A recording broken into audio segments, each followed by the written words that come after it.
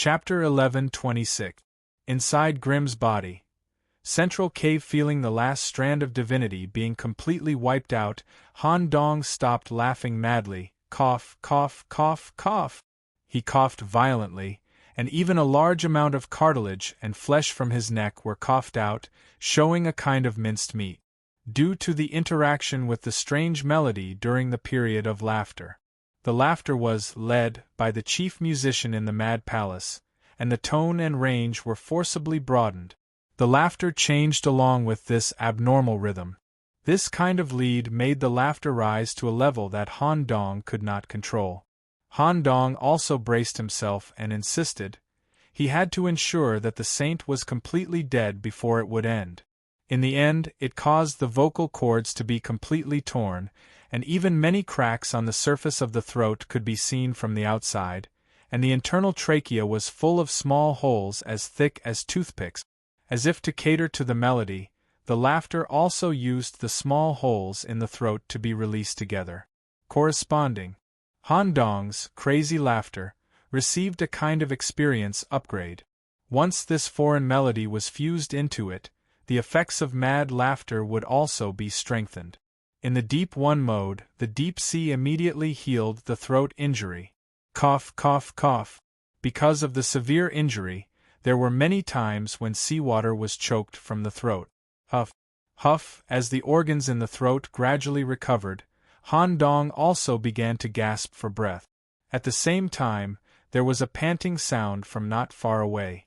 Grimm, who had just closed the Chaos Stone Gate, also looked tired, lying in a position similar to Guyu, leaning against the wall and gasping for breath. This kind of fatigue came from the consciousness level, and both of them needed a long time to slowly recover. Physical healing would be of no help. When the panting slowed down slightly, Han Dong and Grimm's eyes met, and at the same time, they showed a kind of friendly smile. Han Dong spoke first. "Thank you, Mr. Grimm. This is the maximum victory I want. I think the old kings watching the London game will be very satisfied with this result." Grimm's tongue licked along his face. Even if he was tired, his eyes still flashed with a kind of excitement. "Indeed, we can't find a better answer. The people above us will definitely be satisfied and will definitely reward the two of us. Also, I personally feel great. I haven't fought like this in a long time. According to our agreement, I can promise you one thing that is within my power. If you want to learn any crazy secret techniques, obtain a crazy secret treasure that matches you, or go to the Chaos Palace where my father is, I can apply for it. There is a high chance that it will happen. Tell me, what do you want?" When Han Dong made this agreement with Green, he had already determined the answer in his heart. "I hope you can cancel the bet with Miss Sally. This is my only request." In the past, Glenn might have been angry. After all, Sally was the most suitable hybrid demon as a partner among those of the same level. Moreover, in Grimm's life plan, he was prepared to use Sally's body to give birth to a large number of children in order to obtain a city of his own descendants. But now, Glenn had found someone more interesting than Sally. "Haha. I knew you were interested in Sally. What? Do you want to reproduce with Sally through your hybrid human genes? This may be a good choice. After all, humans as a whole are difficult to be recognized by us, but hybrids are a different story. It's just a simple agreement with Miss Sally, nothing else." Han Dong really did not have any other intentions. During this trip to London, when he learned about the concept of the prime body, he had been thinking about how to establish a friendly relationship with this group of hybrid demons. After witnessing the power of the prime body, Han Dong was even more certain that this group of monsters would inevitably become king-level existences in the future and wield the power of the world. And the corresponding value of such a relationship would surpass all the treasures and gifts at this stage. "Haha, I'll promise you. About Sally, forget about it. Anyway, I need to focus on the breakthrough problem now. It's really uncomfortable to fight such a trashy mythical existence. Next time, if this group of low-energy craftsmen comes through the portal again, or like that idiot said, They will launch a large-scale invasion. I'll play with them. It's about time, let's go out. As Grimm controlled the space in his body, Han Dong immediately felt a gentle repulsion force, slowly squeezing out from a cave due to the death of the Golden Saint, and the failure of all the Saint-level life forms. The world invasion had ended, and the relevant space that was radiated to this world was retracted by the Gate of Destiny, including the Vortex Saint, the Wonderland used in the finals, and some vegetation and soil that appeared outside the church, similar to the spatial model. When Han Dong slid out of Grimm's body, he directly appeared at the church headquarters. All the individuals who participated in the selection and survived were gathered here. The black goat, Sally, was looking at Han Dong with a complicated gaze. Although it was shocking that Han Dong joined forces with Grimm to kill a mythical existence. But as for her personal bet, Sally still believed that Grimm would win. Besides, the Evernight priest was at the altar at the front of the church, providing divine healing to the severely injured Seventh Prime, Hope. One must know that Hope alone intercepted the Golden Saint's powerful substitute outside. He collided with such a divine creation with pure physical strength.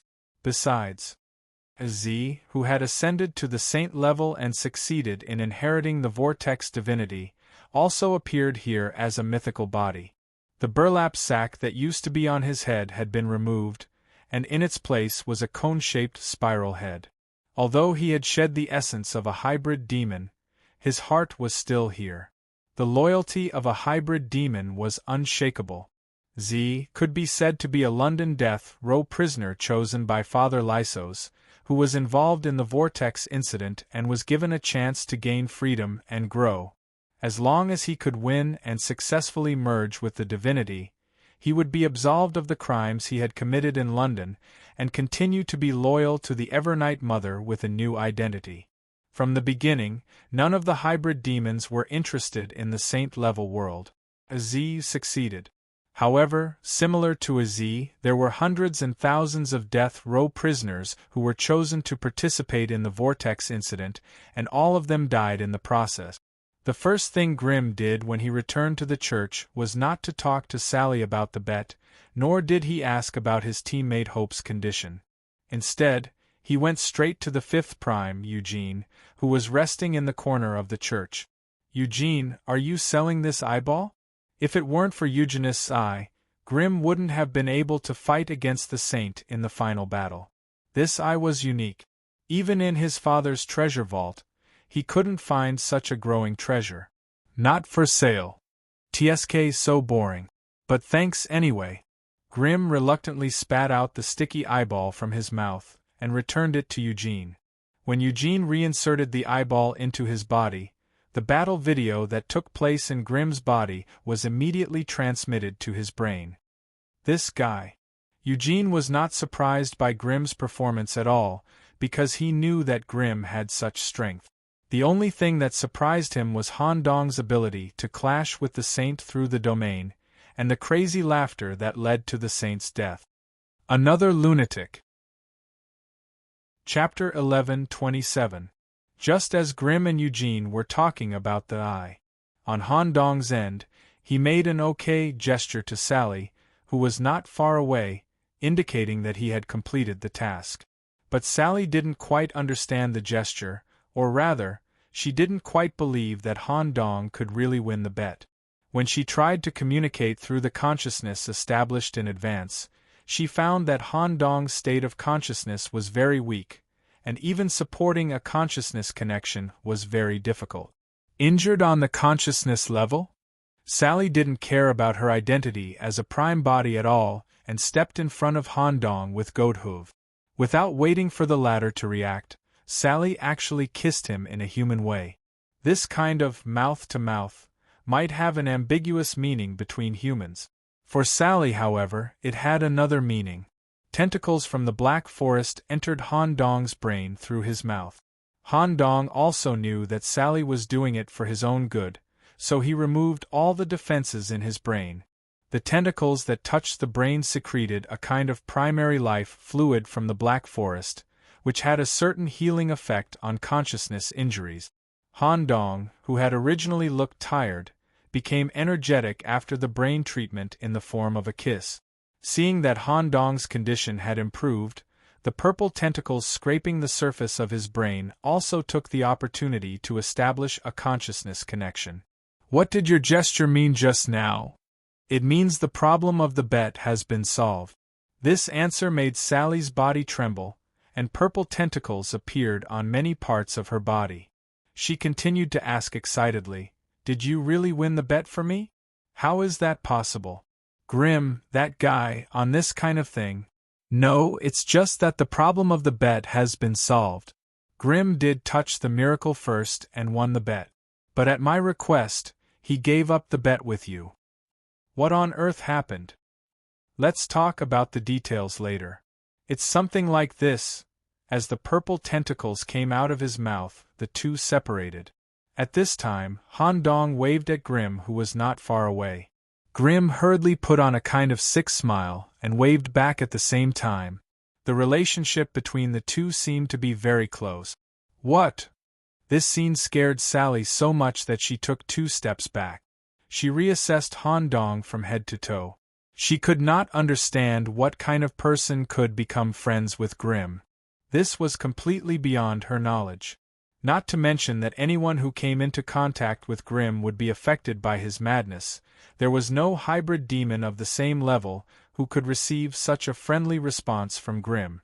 Han Dong continued to explain.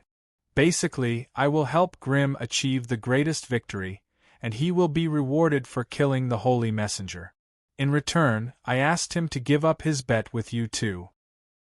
Actually, being able to establish a friendly relationship with Green is already the greatest reward. I'm just conveniently canceling the bet that will make Miss Sally uncomfortable. Sally suddenly realized something and hurriedly asked, "What's the matter? Could it be that from the very beginning you never thought of competing with Grim head-on, but instead decided to win in such a way?" "Haha. More or less. After all, even if I took out all my trump cards, I still wouldn't be Green's match. When I understood the nature of the London game, I no longer considered any plans related to internal strife. Everything was based on a win-win situation. Of course, it wasn't easy to achieve such a result. If it weren't for Grim's uniqueness, both of us might have been killed." Sally was speechless for a moment. Although she had sensed that Han Dong was not simple when she first met him and was completely unaffected by his charm, Han Dong's performance had exceeded her expectations time and time again. "After the incident is over, will you return to the human side?" "There's a high probability that I'll stay here. After all, the final goal of the human army is also the city of London. I'll meet them here later. In my opinion, the London incident is not over yet. When we return to the surface, we may get new instructions." "Okay."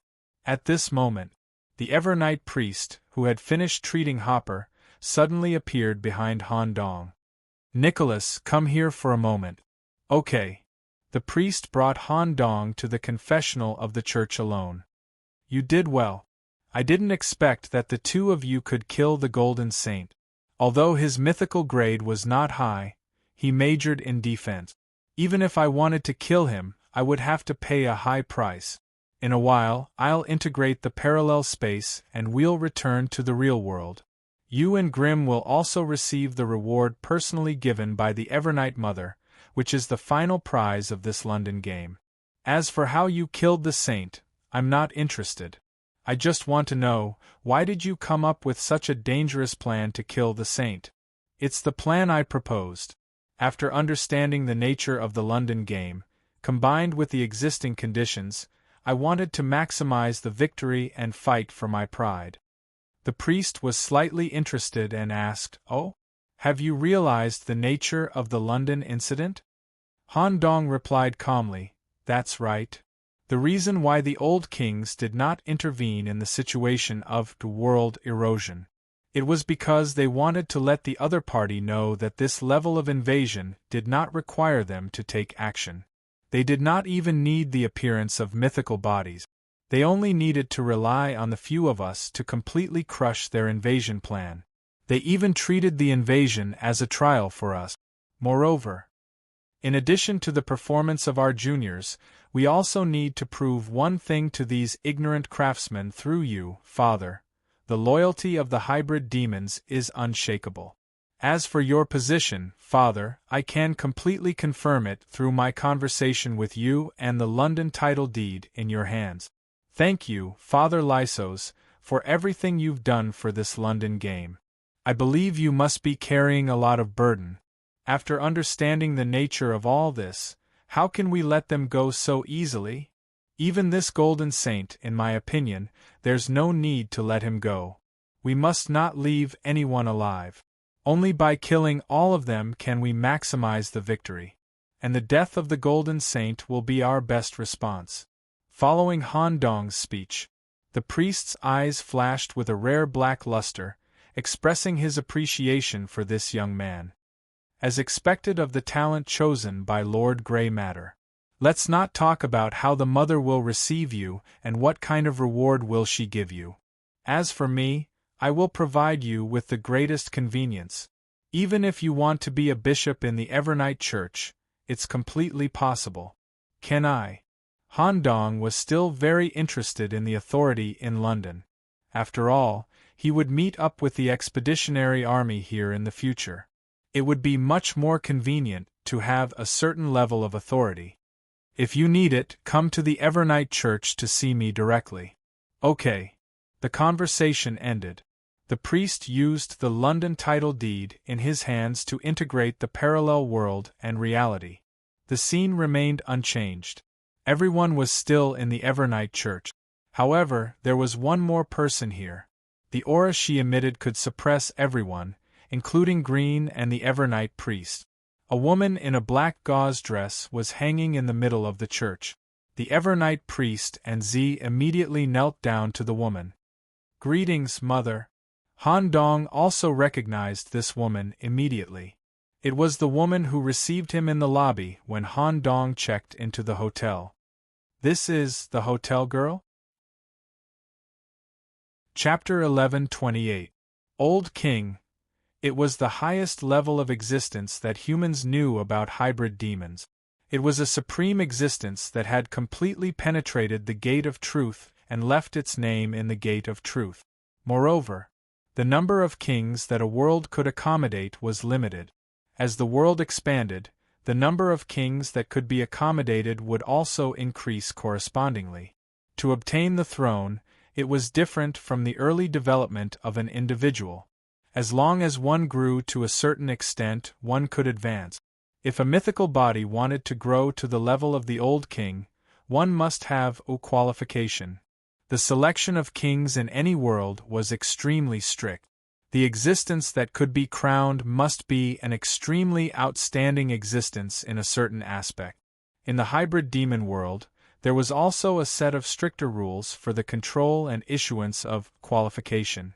The existence that could successfully be crowned as the old king was definitely the existence that stood at the top of the hybrid demons. They must have been the best among the people of the same level and had the title of original body for a period of time. At present, the world invasion ended. Father Lysos used the title deed to combine the outer and inner worlds into one and restore the original appearance of the City of London. The individuals who participated in the London game also returned to reality smoothly. When the Mother of the Night in the church descended, except for Grimm who only bowed slightly, the other individuals knelt on the ground with a sincere posture from the heart. This was the most basic etiquette. Grimm could not perform such etiquette due to bloodline problems. At this time, the London title deed, in the hands of the priest, also floated back to the hands of the original owner. Han Dong once had some doubts about the identity of the hotel girl. When gradually understanding the nature of the London game, Han Dong once suspected that the missing mother might have a camouflage ability to lurk in the surface of London, playing the role of extradition and supervision. At this time, the mother of Ng, who took over the title deed, moved. The rope that bound her neck turned into a dark tentacle and retracted back into her body. When it slowly descended from the sky, dark tentacles that stuck to each other unfolded behind the mother, forming a large skirt that covered the entire church area. The dark tentacles were flat and sticky. The whole body exuded a smell similar to a mixture of musk and rotten reptiles. Any area that was contaminated by this kind of tentacle would, without exception, be dyed with a deep dark color. It gave people a feeling that they would fall into the dark area if they stepped into it. As for the mother's body, his silky black hair covered his face, revealing only his shiny black lips. This kind of appearance was relatively gentle, and to a large extent, it still maintained a humanoid form, which did not put too much pressure on the people present. It was different from the old lower king that Han Dong had seen in Stuart Manor. The other party had shown his true form, and even had a tendency to attack the holy city. Grim was also surprised. He could clearly feel that his insanity domain could not spread out in the darkness, and the cave could not be built smoothly. Due to the uniqueness of his identity, Grim had seen many of the lower kings on different occasions, but the invisible pressure from Mother Evernight had completely exceeded his expectations. Oh, it's actually this strong, very soon. The darkness released by the biological mother completely covered the church area. At the same time, a black quagmire formed under the feet of Han Dong and Glen. The two of them quickly sank into the water. Although the smell was a little unpleasant, the stickiness was also uncomfortable. Immersed in this dark liquid, the two of them immediately received a deep level of restoration. Sally had just helped to restore some of their consciousnesses. Now, with the help of the biological mother, they were completely restored. Just as the injuries were healed, the two of them were drawn from the bottom of the quagmire at the same time and landed in an extremely dark palace. Even if Han Dong had the support of the little magic eye and the imitation of the dark inhabitants, the visible range was only 3 meters. Needless to say, this was the biological mother's palace. It was located at the bottom of the Thames River. The size of the palace was equivalent to the size of London. It could be said that it was an underground world. As previously received information, the biological mother stayed in the lower part of London all year round, carrying out a series of unknown secret activities. The management of London and the surface activities were handed over to Father Lysos.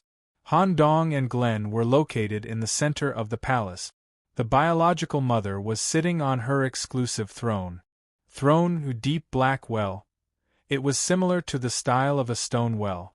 The bottom of the well was carved with stones with worshipful faces.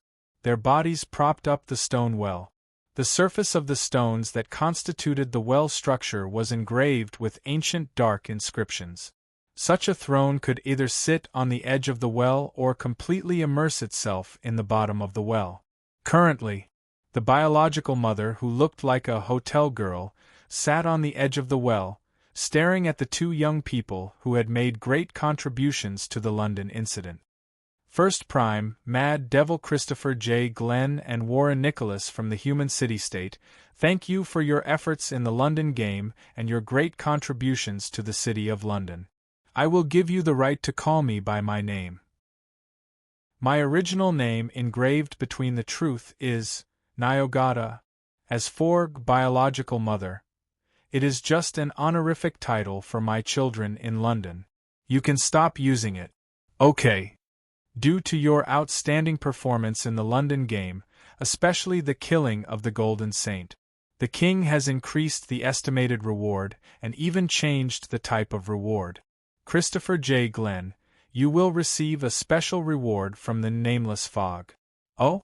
A gift from Mr. Fogg. I'm really looking forward to it. Glenn couldn't help but rub his hands, looking a little excited. Then, from the palm of the biological mother, a turbid crystal ball was slowly squeezed out.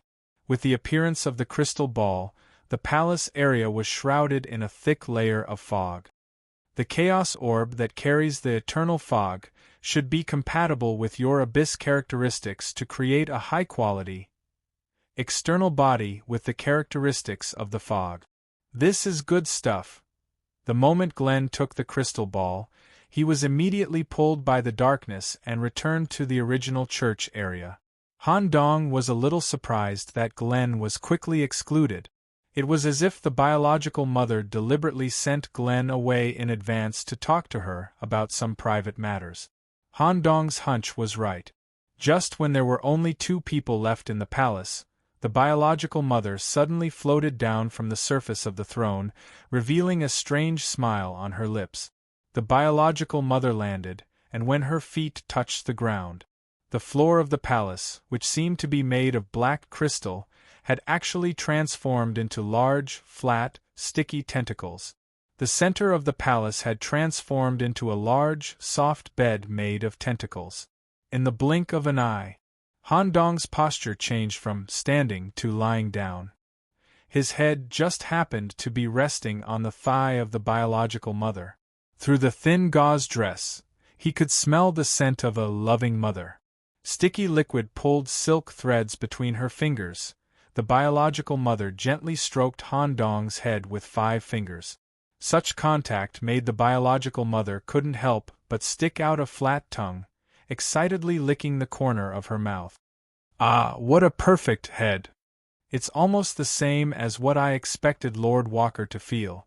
It's even younger and full of vitality, and there are some new things in it. For a moment, Han Dong didn't know how to deal with the situation in front of him, so he could only lie down quietly. Chapter 11:29. The bed made up of wriggling dark tentacles was slightly wriggling against the curvature of his body. His head was pillowed on the soft and sticky thighs. The scent of his mother's body constantly entered his nostrils, making Han Dong feel at ease. It even made Han Dong want to immerse himself in the darkness. However, when his mother touched the surface of his face with her sticky fingers, Han Dong immediately sobered up because of the touch at the brain level. Do you know? Because of your outstanding performance, the Walker became the biggest winner in London's gambling house. Your reward has been replaced with a medium-sized land deed, attachable type. Medium-sized land deed, attachable type? Yes, the Walker considered that your existing equipment is enough. He specially gave you such a land deed. This attachment type of land deed allows you to attach to any large main city under his command, including my city of London. As the owner of the City of London, I also allow you to establish a subcity or neighboring manor. Construction workers and engineers can be lent to you. Can I attach to any large main city under the command of any Walker? Okay. Combined with the authority granted by Father Lysos, Han Dong already had a plan in mind. I have construction workers and engineers here. I only hope that my mother can provide me with some material support, especially some experimental materials. Experimental? Yes, I am personally interested in technology. I will consider attaching to the City of London to build an experimental territory. That's not a problem. Seeing that his mother was in a good mood and had special thoughts about him, Han Dong also took the opportunity to get more permission from his mother. It doesn't seem good to call her by her name. Let's call her Mother. Mother, I may use the City of London's Gate of Destiny during my stay in the City of London. You also know that I originated from human beings and need to use the Gate of Destiny to grow. Use it as you wish, but the Gate of London is in an important stage of transformation. It is best to ask me or Father Lysos before using it. Okay. After some communication, Han Dong's request for all activities in the City of London was approved by his mother. He even felt that his biological mother had completely regarded Han Dong as her long-lost illegitimate son. During the exchange, his mother did not stop gently stroking Han Dong's head. This kind of caress was like a loving mother's love for her child, but also like a close appreciation of a piece of art. Han Dong originally wanted to talk about the Human Expeditionary Army, but in the end, he didn't say it here. After all, it would take some time for the expeditionary army to arrive. It would be more appropriate to wait until Han Dong had a certain status in London before making the relevant request. That's all for now. Next, I have something very important to convey to you. What is it? It's about the London Games. Downloadable content. This downloadable content is much bigger than the game you've experienced. It's expected to be released in a year and a half. As expected, Han Dong had already guessed this in advance. The so-called downloadable content might be a dimensional war. As a black land deed was handed over to Han Dong, his body once again sank into the black quagmire and fell back into the church area. The priest in charge of the church affairs had arranged for the relevant personnel to be seated in the pews in the church hall. Nicholas, sit here. As soon as Han Dong landed in the aisle of the church, people on both sides waved to him at the same time. On the left side, Black Goat, Miss Sally, sat together with horror hunter Campbell and the demon monk controlled by Shane's parasite. Sally showed a slightly charming smile and waved to him. On the right side, Green, Eugene, and Hope, who had just recovered his body, sat together. Green showed a kind smile and waved to Han Dong. Finally, Han Dong still walked to Green on the right side, and at the same time, he sent a message to Sally. Don't refuse Green's request. After all, you've just established a good relationship with him. Miss Sally, if there's anything, let's talk about it later when we get out. Understood. Although she verbally said understood, Sally's expression was not very good. She stared at Han Dong with her purple eyes for a long time before looking away. However, Han Dong did not care. He had a more legitimate reason to sit with Green. In terms of importance, Green was naturally more important. After all, there were a total of 3 original bodies sitting here. As soon as he sat down, a hand with slender black nails rested on Han Dong's shoulder, and a dry face followed, with a sense of suction from the abyss. Nicholas, what's your reward? A title deed. This group of people is really stingy. Your contribution is the same as mine, and they actually sent you away with a title deed. However, you seem to have a lot of treasures on you. Haha, I'm lucky. I've obtained a lot of good things in the destiny space, but I haven't fully mastered them yet. Perhaps the old kings also took this into consideration and gave me a title deed as a reward. After all, I still need a title deed. That's right. Your mobile title deed can expand its area through the same type of devouring. By the way, we're discussing something to see if you're interested. As Green spoke, he smiled and pointed to the green-haired Eugenius and Hope, who looked like a savage beside him. The ancients have completed the complete transformation of a certain gate of destiny, and purebred hybrid demons can enter it. We're thinking about finding time to go in and play. Since you're very familiar with the destiny space, are you interested in being our tour guide? Now, Hope and Sally have confirmed to join. Eugenius is too suspicious and is still thinking about it. If Nicholas joins the team as a tour guide, it will be more convenient for us. When it came to matters related to destiny, Han Dong immediately became serious. It's very risky. The destiny space will strictly estimate your strength and give a world event of the same difficulty. Not to mention that you're entering as a hybrid demon and will be severely targeted. Moreover, I'm not at the same level as you, so it will be very troublesome.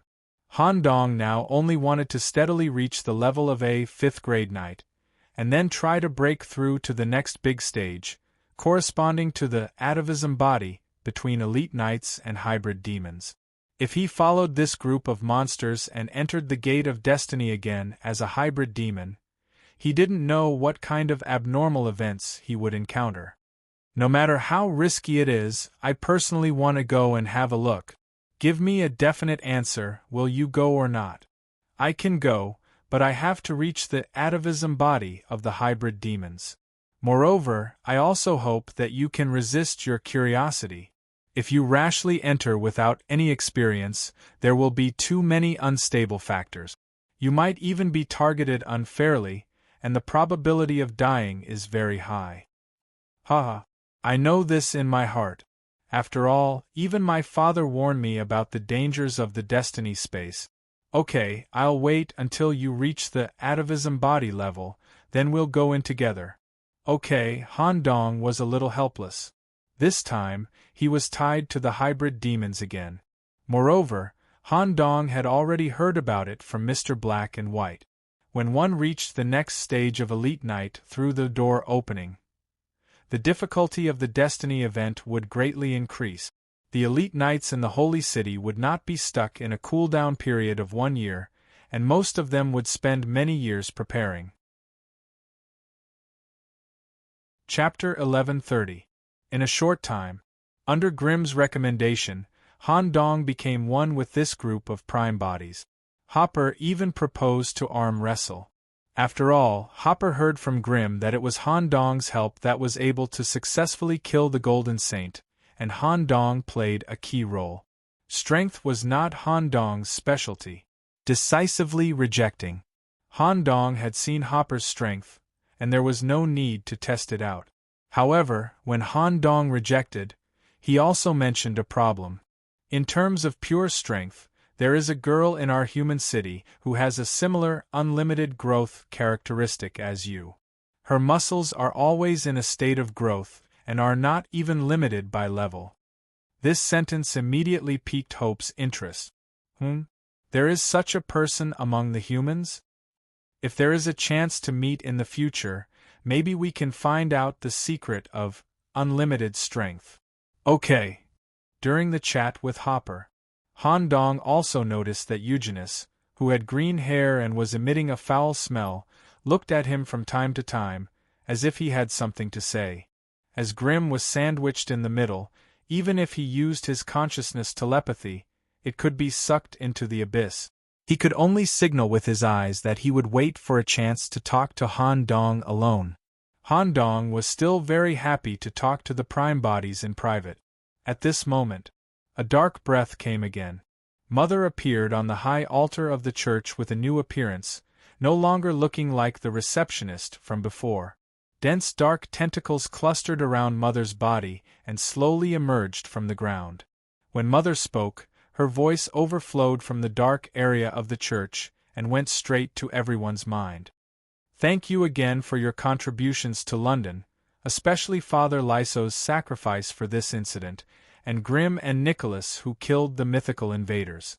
Next, I will say something very important. The London game is not over yet. What you are currently playing is only the first half of the game, which is also a small step that acts as a fuse. According to the prophecy of the Void, the second half of the London game will officially kick off in a year and a half, and the scale of the game will be much larger than this time, and there will be more old kings who will keep an eye on the game. And that includes the supreme origin of chaos. Father actually came to watch the battle? Isn't he very busy recently? Green followed up with a look of surprise. Yes. Glenn excitedly began to drill the holes on his body with his fingers. It seems that the second half will be very interesting. Otherwise, Father wouldn't waste time on this kind of thing. I'm really looking forward to it. His mother continued. Therefore, everyone present here has been granted the right to be long-term residents of the City of London. You can choose to stay until the start of the second half, or you can come back in time before the start of the second half. Due to the scale of the second half, other protoplasmic bodies would also arrive. I will personally inform you of the specific situation before the game starts. The City of London has been severely damaged because of this game. Father Lysos and I will be working on the city's recovery. If you have any questions, you can ask the priest in private. After a brief explanation of the next round of the game, everyone left the church. His mother and the priest also threw themselves into the follow-up recovery work in London as quickly as possible. When Han Dong left, the priest shot him a special look, indicating that Han Dong could contact him through any church of Evernight at any time to obtain the relevant position. On the streets of London, The protoplasmic bodies and the powerful atavistic body mantis demons gathered together and talked about their next itinerary. This game has tired me out. I have to go back to the Chaos Palace. Nicholas, do you want to go back with me? However, I have to ask Father first. Han Dong quickly waved his hand and refused. There's no need for that. My current stage is not enough. Let's go after I open the door. To be able to receive a direct invitation from Green to go to the Chaos Palace at the center of the universe, the seventh protoplasmic hopper could not help but show an envious expression. That's right. You shouldn't be able to adapt to the environment in the palace at this stage. Then I'll take my leave first. See you next time. Green was also anxious to use the endless mist bead in his hand to create a new external body. And the way Green left the stage was very special. Through the radiation of the madness domain, it affected Han Dong's body.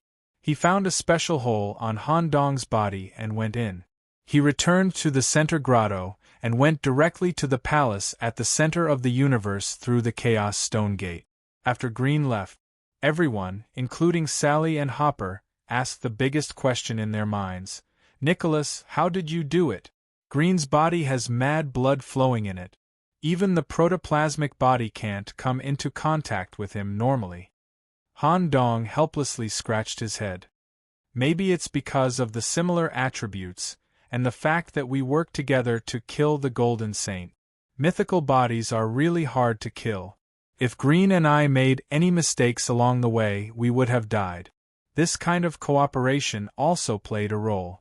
Moreover, our personalities are quite compatible. As soon as he said this, everyone's evaluation of Han Dong went up a level. After all, there was almost no existence in the hybrid demon circle that could match Mad Devil Green's personality. Hopper also said with a look of regret. Sigh. Looks like I still can't get along with Green normally. I'll take my leave too. The matter here is over. I have to respond to the summons of the ultimate ancestral god. See you next time. After saying this, Hopper jumped hundreds of meters into the air with pure brute force and landed directly at the city gate. The next one was Miss Sally. There was also a trace of regret on her face that was covered by a black veil. Nicholas, will you stay here? Yes. I just received the summons from Mother. I have to go back to the distant Black Forest. If you have time to come over, you can use this thing to open the portal to the Black Forest in the main cities. After saying this, Sally took out a withered branch that was similar to a finger from her pocket. When Han Dong took it, he could feel a strong sense of vitality. He even felt that if he was poked by this branch, he would get pregnant. It was probably a withered branch from the Black Forest. Then I'll take my leave. Sally left in a relatively slow way. She wanted to see if Han Dong would ask her to stay or want to send her off. Who knew?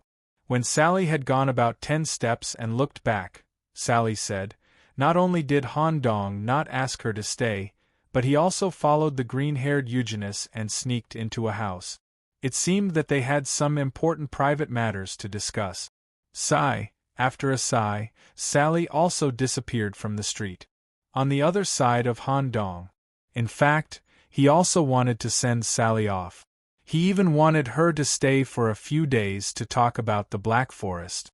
But there was something more important at the moment. Just after Green left through the hole, Eugenist immediately conveyed an extremely shocking message to Han Dong through a private voice transmission. He directly mentioned the two keywords brain and subspace prison. Chapter 1131. A London street. Inside a certain low-rise building. The two dark dwellers who lived here had been infected by a stable plague. Many green compound eyes grew on their bodies, turning them into Eugenist's eyeball slaves. They were responsible for monitoring the outside of the building and ensuring that the conversation that took place here wouldn't leak out. In a basement compartment attached to the building, the walls were covered with eyeballs and green mucus, completely isolated from the outside world. In addition to Eugenist's eyeball characteristics, His brain was also equivalent to a huge ancient library. A large amount of knowledge passed down by the ancients was stored in Eugenus' brain. If one were to choose a think tank in the current body of origin, Eugenus would be one of them. However, there was another existence in the body of origin that surpassed Eugenus in terms of brain. Through my observation of you, I discovered that you seem to only know how to use your brain. You don't seem to know the nature of this brain. Am I right? Yes. Han Dong was willing to follow him because he wanted to know more from Eugenus. Based on my observation of the structure of your tentacles and the strength you displayed, I can roughly infer the origin of your brain. However, it's only the origin. As for how it was created, I'm afraid only the former king in charge of this project knows. That's enough. Mr. Eugenus, can you elaborate? Eugenus reached out and touched his eyeballs, showing a different posture of contemplation. This involves rather ancient information. Even my brain library only has some remnant pages stored in the depth. I can tell you, but I also have a request. Speak.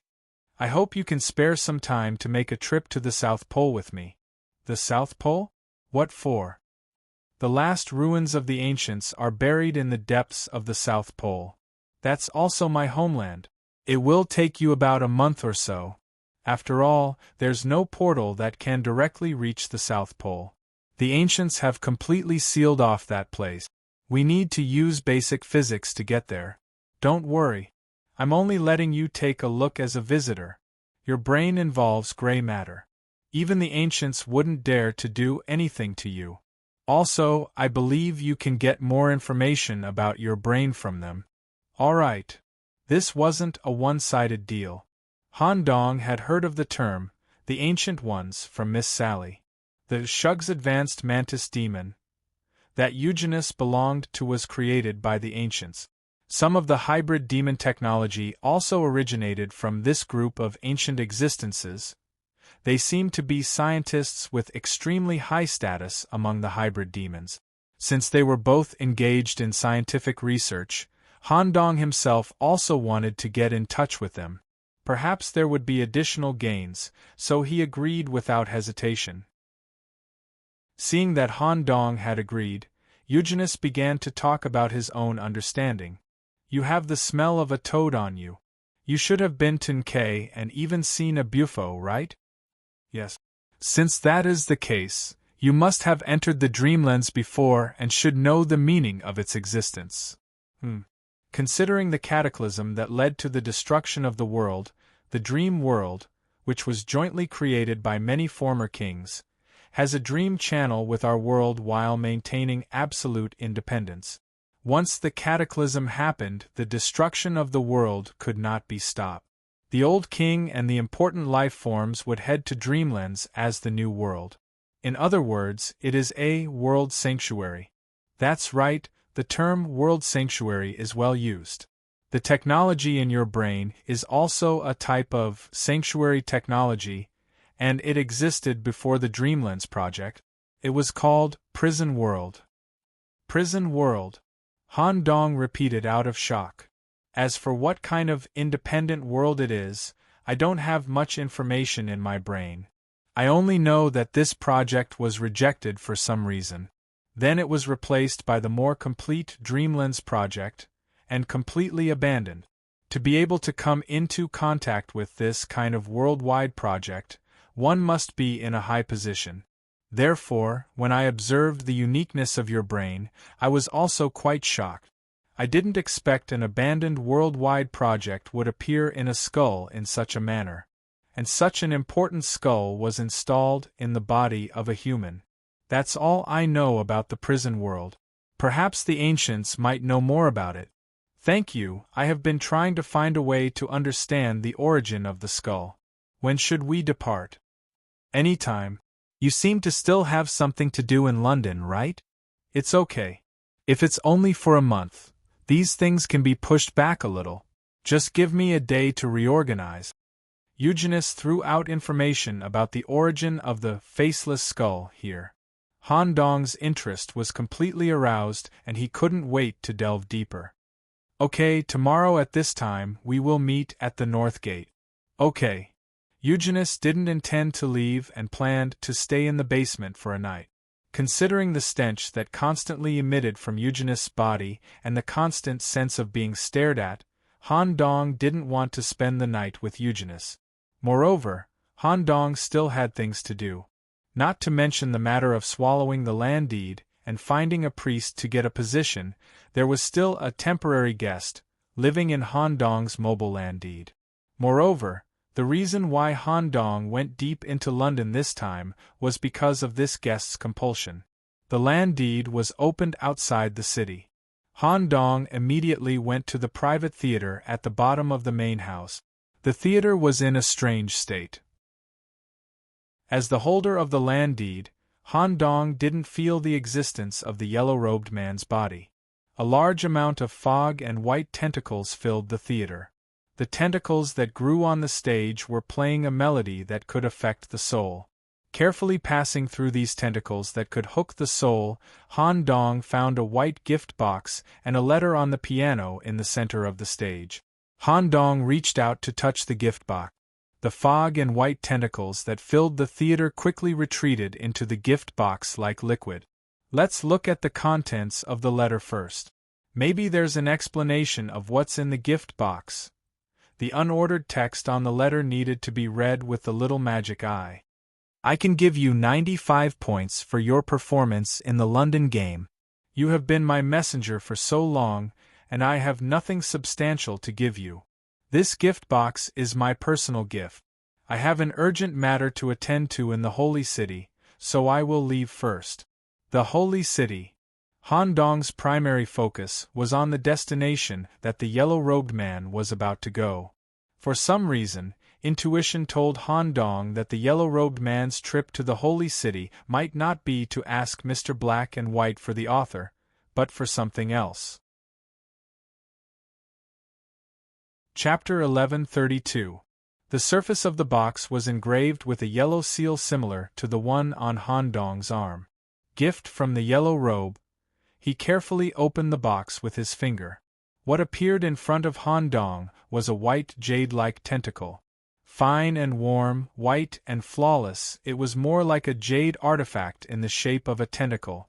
Could this be a tentacle taken from yellow-robed one's main body? When Han Dong touched the tentacle, he could feel the stickiness in his soul. If he was not careful, he might even leave his soul on the surface of the white jade tentacle. Han Dong brought the white jade tentacle back to the brain lab for further examination. During the examination, the scanner let out a series of alarms. It was not a danger alarm but a beneficial alarm. This meant that the white jade tentacle was of great benefit to Han Dong. White Jade Tentacle of Carcosa Introduction. Legend has it that in the ancient city of Carcosa, there were many believers of the Yellow-Robe King. They were willing to sacrifice their souls to the Supreme Lord. Talented Yellow-Robe believers would be promoted to soul catchers. They would be responsible for absorbing, refining and solidifying the souls of their devotees. There were only a handful of outstanding people who had a certain probability of being recruited into the imperial palace and obtaining the qualification to become a royal necromancer. They would obtain a shedding tentacle from the yellow-robed king. At the same time, the souls of tens of thousands of believers would be refined and fused with the tentacle to obtain a white jade tentacle. It would be used to symbolize the identity of a royal necromancer. At the same time, the purity of the white jade tentacle would determine the status of the royal necromancer. Quality: Epic Plus, Flawless, Type, Soul Type Material. A purpose: can be used to forge equipment or upgrade the faceless skull. A token that symbolizes the identity of a royal necromancer under the yellow robe? It seems to be the best one. No wonder it has such a strong soul-sucking effect. This material was infinitely close to legendary grade, and could be considered the best material Han Dong had. However, the first thing that came to Han Dong's mind was not to forge equipment but to upgrade the skull. It has been almost 2 years since I upgraded the faceless skull to LV3 in Redry Town and opened the Void Laboratory. In order to upgrade the skull to the next level, he would need a large amount of high-quality cell essence. If this thing is used to level up, what can it do? Han Dong's question was immediately answered by the brain's AI. If Carcosa's white jade beard is completely used for cell growth, it will be a great success. It can offset the total amount of essence needed from LV3 to LV4. At the same time, when you upgrade your skull, you will be given an additional prison expansion option. Add an additional soul laboratory to the prison experimental area. It can directly offset half of the essence? Was it possible to build another soul laboratory like the Void Laboratory? Once the addition was successful, I would be able to add a soul attribute to my existing tentacles. I'm looking forward to it. Although during this period of time, there was no description of Han Dong extracting the cell essence. In fact, as long as the target's quality was good, Han Dong would quickly draw blood after the event. It had already become a physiological habit, due to the increased appetite of the cell mass, and the improved quality of the food. So far, Han Dong had only collected 15% of the required amount for the upgrade. I should wait until the skull can be directly upgraded. Although the item was good, it did not have any substantial improvement for Han Dong. He kept the jade tentacles back into the gift box and continued to store them in the deepest part of the private theater. Immediately after, Han Dong contacted the priest through a Black Knight branch, saying that he had to leave London for a month or two. When he returned, he would apply to the priest for the relevant position. During the communication, the priest seemed to have considered where Han Dong might go in advance and asked with a little concern, "A month or two, where do you plan to go?" "Follow Eugenus to the South Pole." "Sure enough. Are you going to the last ruins of the ancients? It seems that Eugenus gave you an offer that you can't refuse. Have you ever thought of a question, why is a powerful race like the ancients almost extinct on Earth? Is it not because of the prehistoric cataclysm? The cataclysm of the world did have a heavy impact on the ancients, but the real reason for their almost extinction comes from the backlash caused by the in-depth study of technology. To a large extent, it is related to the Shuga's race they created, which is the race corresponding to Eugenus. Because the ancients are an independent race that does not believe in any of the old kings, the problem is quite complicated, and I don't know much. If you decide to go, it is necessary to assess the danger.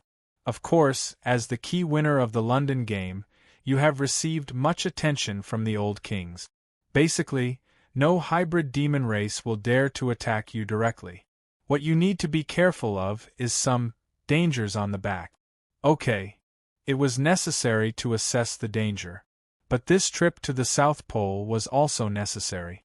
If he could take this opportunity to figure out the imprisonment technology involved in the brain, Han Dong might know the best brain upgrade plan, or unlock some new functions that Han Dong did not know yet.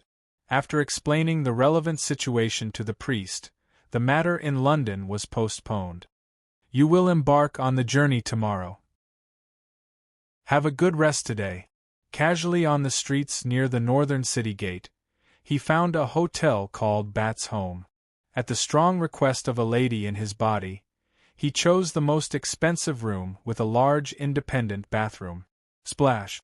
As soon as he entered the room, he heard the sound of water falling. Meritus, who was the battery in the later stages of the London game, appeared to be extremely tired. She lay in the bathtub and achieved the effect of charging by absorbing water. The two were very familiar with each other, so Han Dong went into the bathroom without any scruples and cleaned himself. After all, in the subsequent process of climbing the mountain, Glenn's body was contaminated with a lot of dust, and the contact with Eugenus made Han Dong's body dirty and even a little smelly. After this incident, Meritus' attitude had also undergone a change. "You are quite powerful. You can actually do this," Han Dong responded while washing his body under the shower. "Not very powerful. I didn't rely on my own strength. If it weren't for the energy and spatial perception provided by Miss Mary, I wouldn't have been able to pass Miss Sally's test. Mary slightly bit her plump, thick lips and stared at Han Dong with blurred eyes. The strong idea of reproduction was constantly magnified in her toad head. Do you want to come over? Just as she slowly asked this question, Tang Wulin suddenly opened his mouth. Han Dong had left the bathroom and stood at the door. He said in a gentler voice, "We have to leave tomorrow. Eugenics exudes an invisible evil aura that makes people uncomfortable. We have to pay more attention along the way. Mary, you take a good rest in the bathtub. I have to sleep for a while. Now is not the time to do physical work. The trip to the South Pole is estimated to take 1 to 2 months. There should be more free time in the middle. We will talk about it when the time comes. Travel is still very interesting. Miss Mary, you have to help more with the space. Have a good rest. Good night." Mary also learned the human way and said, "Good night" to Han Dong. She suppressed her restless mood and fell asleep in the bathtub. Chapter 1133. City of London, a north gate. Han Dong went to the rendezvous point at the appointed time. Meridis, who followed him, had also changed her appearance. Since the City of London retained the original British culture to a large extent, the clothing culture was naturally passed down to this group of hybrid demons who maintained a humanoid form. They set off a little earlier, and Mary bought a set of well-made clothes from a local clothing store. It was also to prepare for the trip to the South Pole. She wore a loose cotton dress with a checkered pattern on top of a pair of velvet black stockings. She wore a square collar shirt, a tie, a corduroy vest, and a light-colored woolen shawl. With Mary's slightly curled black hair and big round eyes, she looked like a young British woman. Of course, Han Dong was also afraid that Mary would get the newly bought clothes wet because of something. As a hybrid demon, Mary had a high resistance to cold, but it was limited to normal areas. The South Pole was originally the coldest area on Earth. Now, with the appearance of the hybrid demons, the average temperature of the South Pole continued to drop. It was necessary to use clothes to keep out the cold. When the two came to the North Gate, the green-haired Eugenics was already waiting there. "Eugenics, are you alone? Where is Miss Luna, who was in the same team as you during the competition?" Han Dong thought that Eugenics would bring the demonic bug who achieved the twin state in the competition. "There's no need to bring a useless guy. And I'm going to the South Pole. It's troublesome to bring one more person." Is this the toad demon with the atavistic body? Did you use this void toad as space energy in the competition? The moment he saw Meridis, Eugenics figured out one thing. After all, Han Dong's level was only mature body as a hybrid demon. But in the competition, the energy storage he showed was higher than the average level of the atavistic body. Moreover, he seemed to be extraordinarily skilled in using space-related abilities, as if there was some external help. When the demon toad that had never shown its face in the competition appeared with Han Dong, Eugenics immediately got his answer. "Yes, can we bring her along? Since it's your portable charger, it won't be a problem to bring it along. Let's go. By the way, isn't Antarctica in the south? Why are we gathering at the North Gate?" "Because, in a certain area north of London, there is a portal that leads directly to New Zealand. Of course, if this toad demon has even better spatial methods, it would be possible to directly send us to the border of Australia in K." At this point, Mary hurriedly shook her head. She couldn't do this kind of transcontinental teleportation. After all, she would have to pass through many hybrid demon territories. She would have to rely on spatial amplification devices to reach the depths of space in order to achieve smooth teleportation. Then let's go. It might take a few hours. After saying that, Eugene spat out an eyeball from his mouth. When the strange eyeball touched the ground, its pupil immediately split open.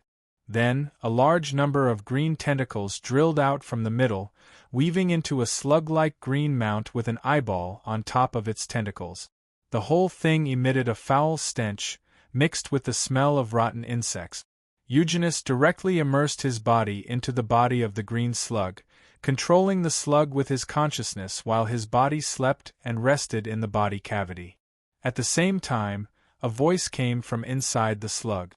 "Nicholas, if you don't prepare a mount, I have a few carrier eyeballs here that I can lend to you." Just by smelling the smell, Han Dong almost vomited out the breakfast in his abdomen, not to mention that he was about to enter the body of this substance. "No need, I have. Count." Even if Count was 100 times unwilling, his consciousness and Han Dong's coexisted and their senses were connected. Even as a hybrid demon, Count couldn't stand such a foul stench, and Count had a certain degree of mysophobia. There was no other way, he could only respond to Han Dong's call. "Remember to prepare a mount in advance next time. I'll let it go this time." "All right." Red flesh and tentacles crazily proliferated on the surface of the right arm. When the 4 limbs were formed, they immediately separated from the arm and became an independent whole. A long-mouthed blood dog formed by red tentacles was formed. Including the tail, it was a total of 4 meters long. Its domineering appearance was not inferior to Mad Devil Green's Hound of Yandelos at all. When the completely independent blood dog was formed, Eugenus, who had fallen asleep, opened his eyes again. Oh, a blood descendant of the atavistic body, and an independent blood descendant that has nothing to do with the blood ancestor. How rare. After all, the bloodsucker ancestor's management of his descendants is quite strict. "You have a lot of things in your body." Han Dong smiled slightly. At this time, Count still gave him face. "Eugenus, lead the way. I'll follow you." "Okay." From the lower end of the green slug, densely packed small eyes grew. Through a kind of pure eye power, it had an anti-gravity driving effect, similar to the operation of a maglev train. Carrying Eugenus, it rushed out at once. Han Dong, on the other hand, was not in a hurry. He let Count form 2 grooves in the back area that were easy to sit on, together with the tentacle safety belt. After Meritus and Han Dong sat down, one in front and one behind, they directly set off. Whoosh! There were blood-stained dog foot pits on the ground, and a red blood shadow immediately kept up with the speed of the slug. After 2 hours of migration, through the London Basin and the surrounding dark forest, they came to a small valley with lush vegetation in the north of England. When they leaned on the inside, the shadows that existed here were obviously heavier, accompanied by a strong sense of being stared at. It felt like there were eyes hidden in the rock walls here, staring at the creatures that came here. "We're here." The place that Eugenus led them to was located in the deepest part of a narrow rock crevice. It was also a dead end, and the sense of being stared at here was the strongest. Gurgle gurgle, the stinky slug retracted into Eugenus' body.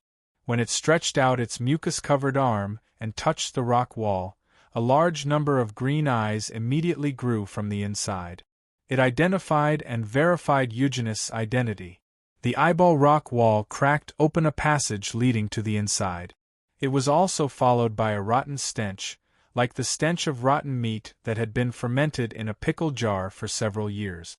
At this time, Meritus made 2 thin layers of water attached to the surface of the body to isolate the stench. Eugenus explained simply, "Because most of our race is large and difficult to control, and also emits a strong smell, it is inconvenient for us to move. So our race used the technology of the ancients to build portals in dark corners of the world for our convenience. Through the portals we can go to an island closest to the South Pole in New Zealand." When they stepped into the secret passage, a cave shining with green light appeared in front of them. Huge cables, boulders, and metal blocks were piled up into a strange square formation, and liquid tanks containing strange creatures were used as biological batteries. They followed Eugenus and stood in the center of the teleportation array. Buzz. There was a feeling of being squeezed and transported between the meat. In the blink of an eye, the 3 of them, covered in stinky mucus, had landed in completely different caves, and the cold wind was constantly squeezing in from the open cave entrance. Chapter 1134. He stepped on the stinky and sticky green liquid tentacles. Facing the direction of the cold wind, he stuck close to the extremely narrow crevice and finally left the teleportation cave built by Shogs. He stepped on the thick layer of snow. Outside the cave was the sleeping volcano in the center of the island. The foothills were covered with snow. His current position was about 800 meters vertically above the island's ground. The island was still a long way from the South Pole. When Han Dong looked as far south as possible, he could vaguely see a thin film with colorful light connecting the sky and the sea. Just as Eugenius said, the South Pole area was being sealed by some kind of technology. Even if the South Pole belonged to Eugenius' homeland, it could only be entered from the outside through the most basic physical means. Why set up such a large spatial barrier? Han Dong, who still had doubts, slowly looked down the mountain and found a relatively prosperous port town on the shore of the island. This was very strange. Not to mention whether this island existed on the world map of the human era. Even if it existed, it was so far inland, and there were no valuable natural resources for export. No one would set up a town here. Even if there was a village, it was at most a group of primitive tribes that had broken away from society. What he saw was indeed a port town. Moreover, there were several large buildings that were dozens of meters tall, a relatively prosperous dock area, and large ships docked at the dock. Eugenius explained simply, almost every week, there are expedition teams gathering here to seek opportunities in the South Pole. After all, the South Pole could be said to be one of the most prosperous areas on Earth before the world catastrophe. Just the treasures and technology of the ancients are enough to make people yearn for it. We will also follow an expedition team there. It is estimated to take a month. Hearing this, Han Dong finally asked the doubts in his heart. Eugenius, the race you belong to should also originate from the South Pole, right? Is there no exclusive passage? There is, but I can't use it with the two of you here. Only Shogs can cross the Shogs passage. Your genetic sequence can't pass through this special passage. You will be deeply disintegrated midway and die completely. Moreover, this port city is also a South Pole certified city. As long as you can set off from here and go to the depths of the South Pole by normal means, you will be recognized by the ancients. Okay. Han Dong was not particularly convinced by Eugenius' explanation. Now that things had come to this, they could only follow the path he had planned. After all, they would have to travel a long sea route, and Han Dong had the advantage in this route. Moreover, not long ago during the final match, Han Dong had unlocked the deep diver form by imitating Nicole. Manmu Town. Following an asphalt road that connected the town and the dormant volcano, when he came to this unusually prosperous port city, he immediately smelled a familiar stench, like the dead fish and pickles that were soaked in stinky boot. It seemed that most port cities would have a similar smell, a smell that was mixed with the sea. However, compared to the port cities Han Dong had been to before, which were full of mud and puddles, this city was still neat and clean. There was only a small amount of water on the asphalt roads between the cities, and there were dedicated cleaners responsible for the sanitation work in the town. Moreover, most of the residents here were dressed in clean clothes. This was not London, and there was no mandatory requirement for anthropomorphism. Therefore, the individuals active in the port town more or less revealed their own characteristics and original forms. However, they also reduced their physique to the range of 0.5 times to 2 times that of a human. Such a small physique was more suitable for resisting the cold and riding on ship. At the same time, they also avoided unnecessary danger due to their large physique. The locals who had settled here for a long time were a group of short and fat individuals from the deep sea. Their faces were covered with squid tentacles. They sold some necessities for going to the sea to the adventurers here at a higher price. Some even sold a consecrated deep-sea possession talisman, saying that it could effectively reduce the probability of encountering a shipwreck. However, the related business in the port area was their main source of income. This group of people from the deep sea was also very happy to do business here. This port city is managed by the deep sea. As long as you pay, we are happy to help. However, we still need some connections in the port to board a better ship. We need you to do this. Okay. Under Eugenist's lead, they came to a conch-shaped building in the port area. A large number of fully armed hybrid demons of various shapes and sizes were gathered in the hall area, ready to go out to sea. There were even some individuals who had yet to reach the level of hybrid demon. It seemed that they intended to seek an opportunity to break through the hybrid demon realm through a trip to the South Pole. Han Dong and the other two concealed their auras with their respective abilities, so their level information could not be read. Only a very small number of hybrid demons with outstanding perception could detect the abnormality of the three.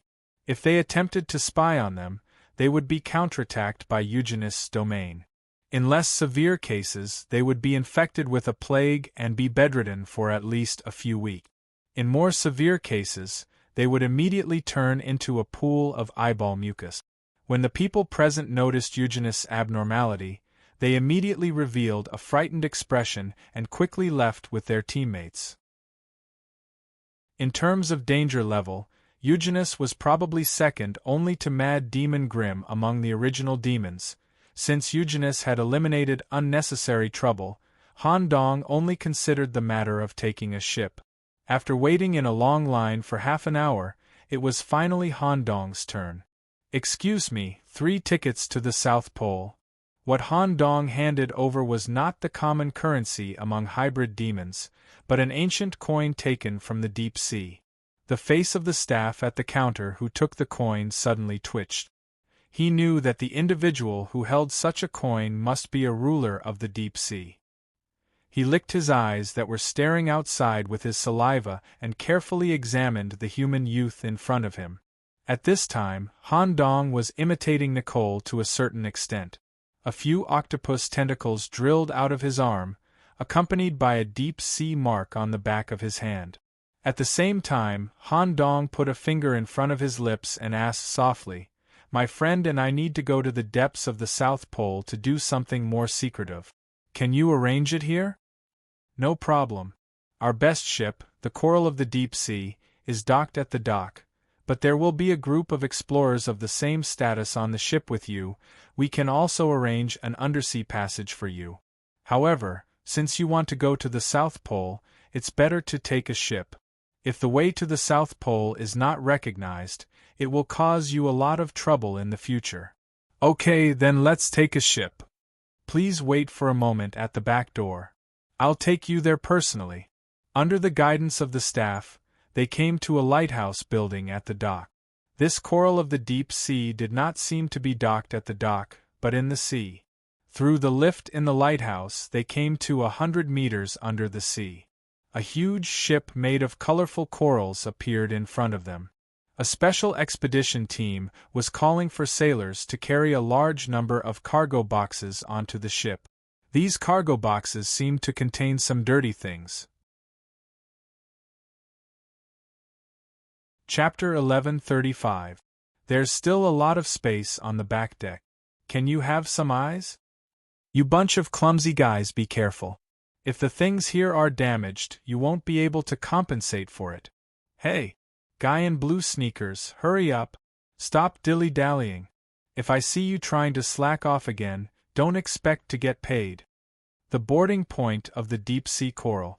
A 3.5-meter-tall mantis demon stood there.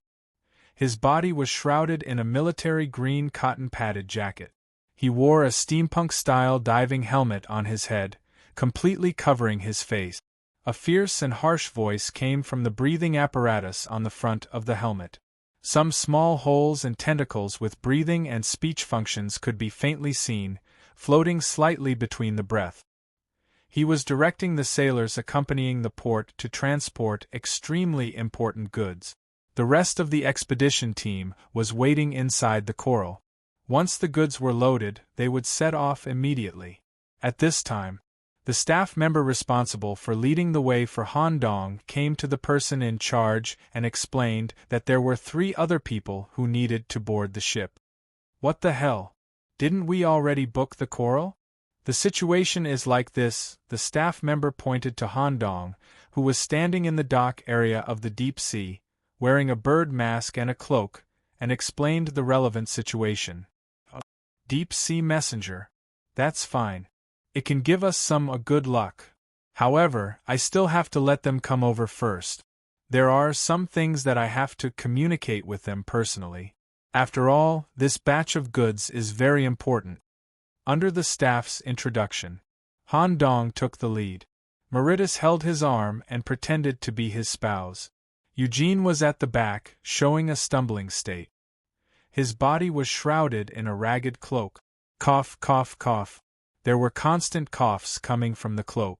Among the 3, only Meritus didn't hide her appearance. She also deliberately revealed the aura of a toad. Nk's toad demon. This messenger seems to have a lot of status. The deep sea was originally inseparable from the toad demon tribe.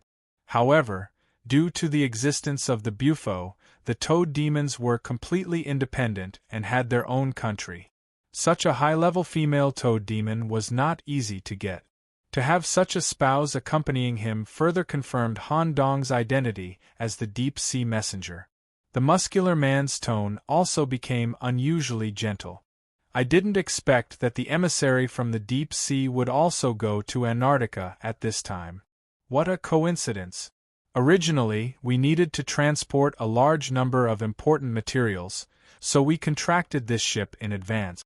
Since you want to accompany us, we are also willing to make some space. However, there are some things that I have to confirm with you in advance. Han Dong just nodded and didn't say anything. Your spouse is a toad demon, there's no problem with that. May I ask who the last one is? Under the crow mask, there was a low and hoarse voice that sounded like there was tobacco in his throat. It's my best friend. This trip to the South Pole is also because of his injury. His core was disturbed by the energy, and his soul was injured. The treatment I have now is not enough to heal him. We can try to take him to the South Pole to try our luck. Let's see if we can find any ointment or medical equipment left behind from ancient times. Seriously injured? How did you get here? He had to make this clear. The injuries here could be a plague. If it was a plague that could infect the hybrid demons, he definitely couldn't bring it onto the boat. It's a wound from the Destiny realm, it's not an infectious disease. Speaking of which, Eugenius took the initiative to take off his hood. Reflected in the eyes of the brawny man was a middle-aged man with little hair left and a withered body. He wore a leather jacket, loose trousers, and long leather shoes that were completely wet by seawater. He wore a conch-shaped respirator on his face, and the exposed parts of his body were covered with marine creatures. Every time he coughed, there would be viscous body fluid dripping from the respirator. He was very weak, but there were no symptoms of the plague. It seems that the emissary's friend is seriously injured. Come on board with me. Please remember, don't touch these goods out of curiosity. The price is secondary. The main thing is to consider the safety of the emissary. Okay. They passed the review of the brawny man. Everyone successfully boarded the coral. Eugenius also put on his cloak again. A faint green light also appeared in the hood, and the corners of his mouth were slightly raised.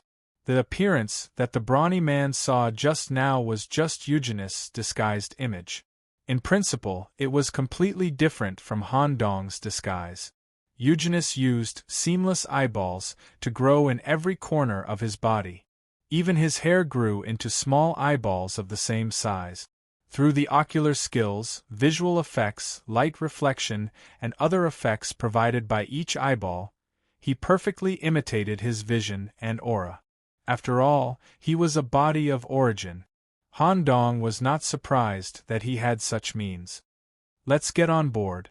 The ships docked at this port town and sailing to the South Pole were all sailboats. Han Dong was about to board a relatively large four-masted sailboat with a hull made of coral. It was one of the 3 best sailboats in Manmu Town. The coral hull had a strong hydrophilic and regenerative properties.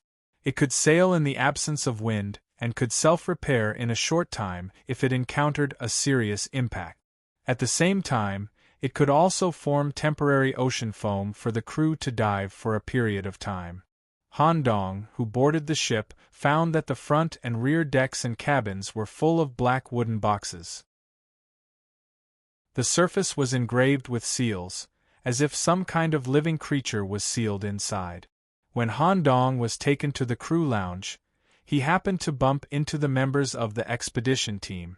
Like the brawny man, this group of people were wrapped in thick army green cotton-padded jackets and wore mechanical diving helmets that corresponded to the size of their head. The expedition team had a total of 7 people. The other party gladly accepted Han Dong, the deep-sea messenger, and even seemed to be more enthusiastic. After all, the sea route was a long distance. With a deep-sea messenger accompanying them, they could also avoid the problem of shipwreck.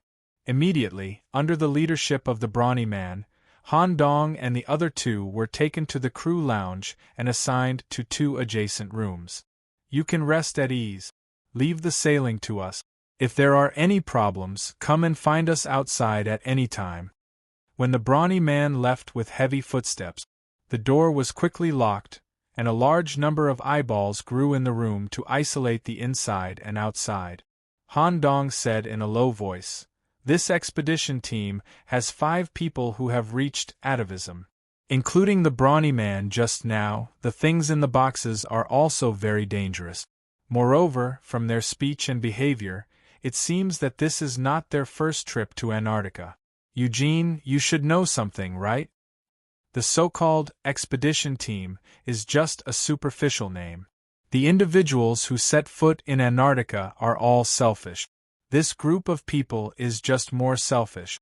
Whether it is the mark on the wooden box or the logo on the surface of their helmets, it is enough to positively identify this team as Antarctic hunters who supply Miskatonic University.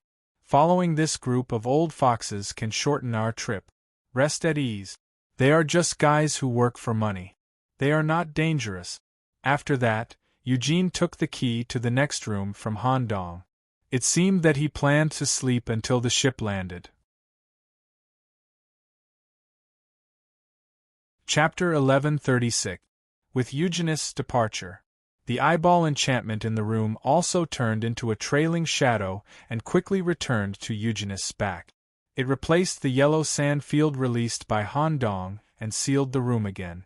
It was not until this time that Meritus was completely relaxed. She was different from Han Dong. In other words, 99% of the hybrid demons, even the lords with atavistic level, couldn't get along with the original body, normally without any psychological burden like Han Dong. Especially for an extremely evil person like Eugenus, Meritus was in a state of anxiety the whole time.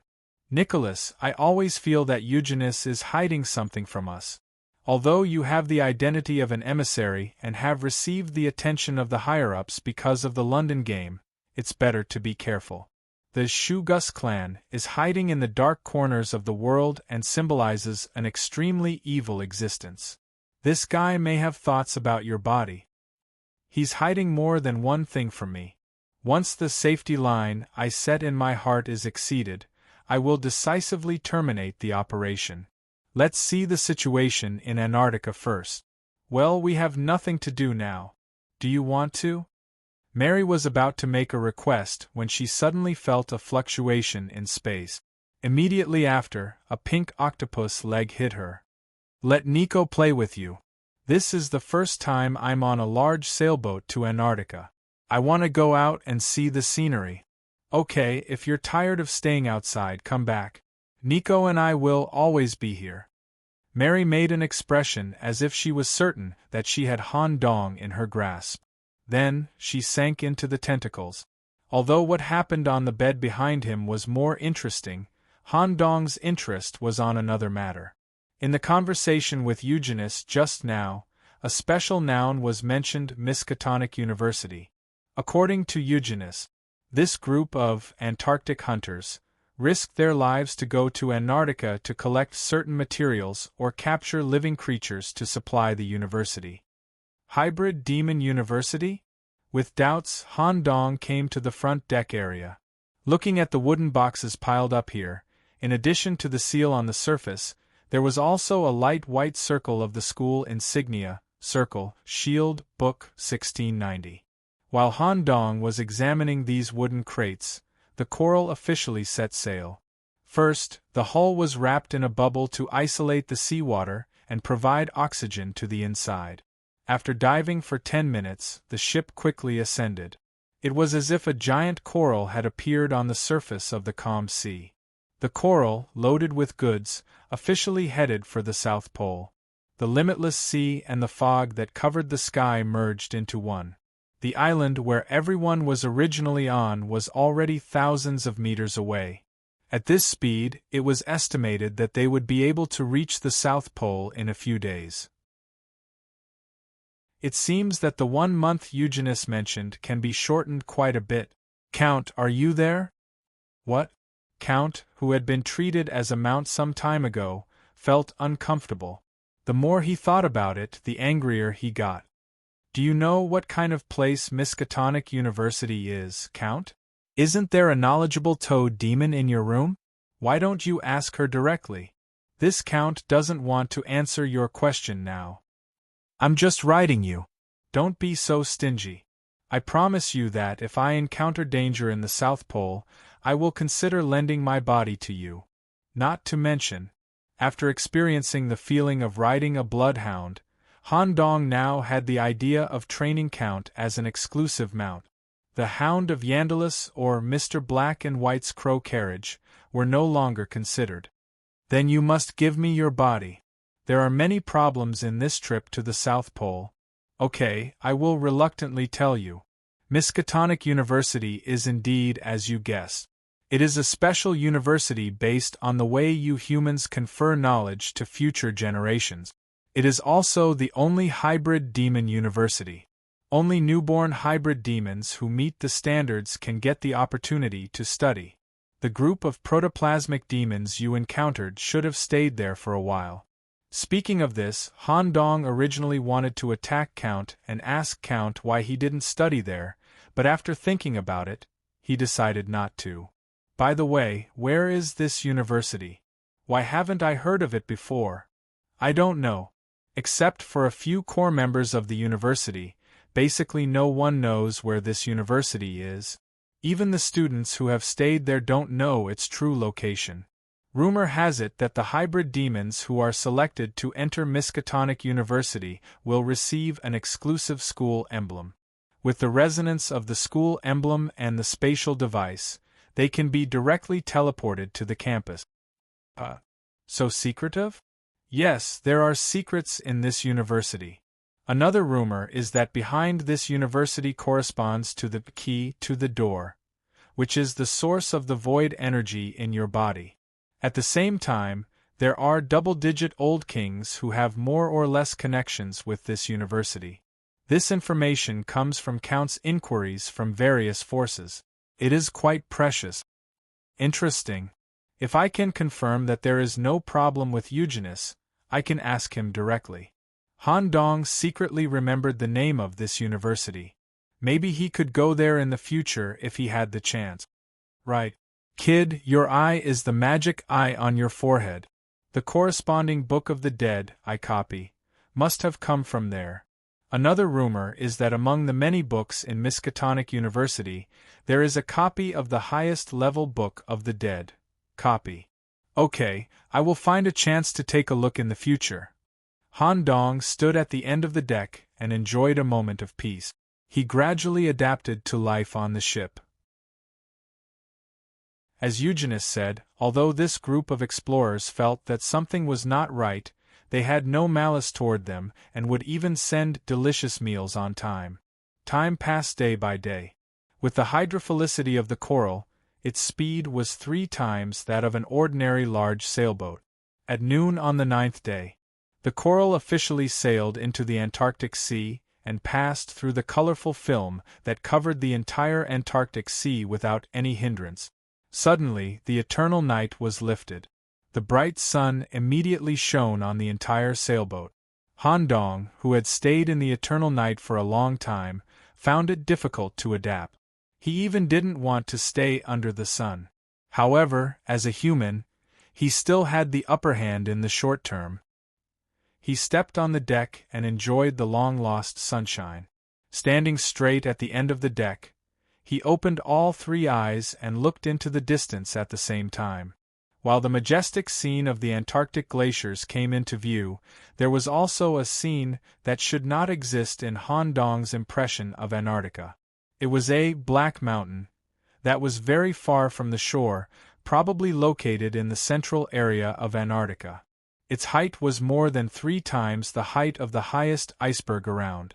This black mountain, perhaps because of a special magnetic field or the strange luster emitted by its material, actually reflected the same reflection in the blue sky. From a distance, it looked like 2 black mountains were connected at the top, connecting heaven and earth into one.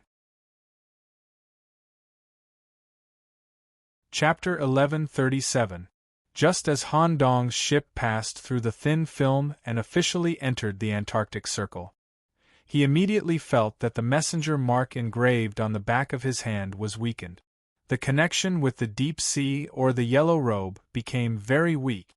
It must be known that this was just entering the thin film and had not completely landed on the Antarctic land. Presumably, the closer we are to the strange black mountain, the weaker the connection with the outside world will be, or even close to zero. It is indeed very dangerous.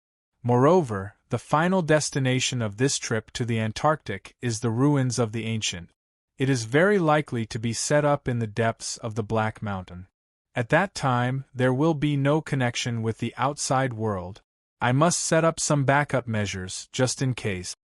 Thinking of this, Han Dong returned to the room with the fastest speed. 8 pink octopus legs were casually hanging on the bed.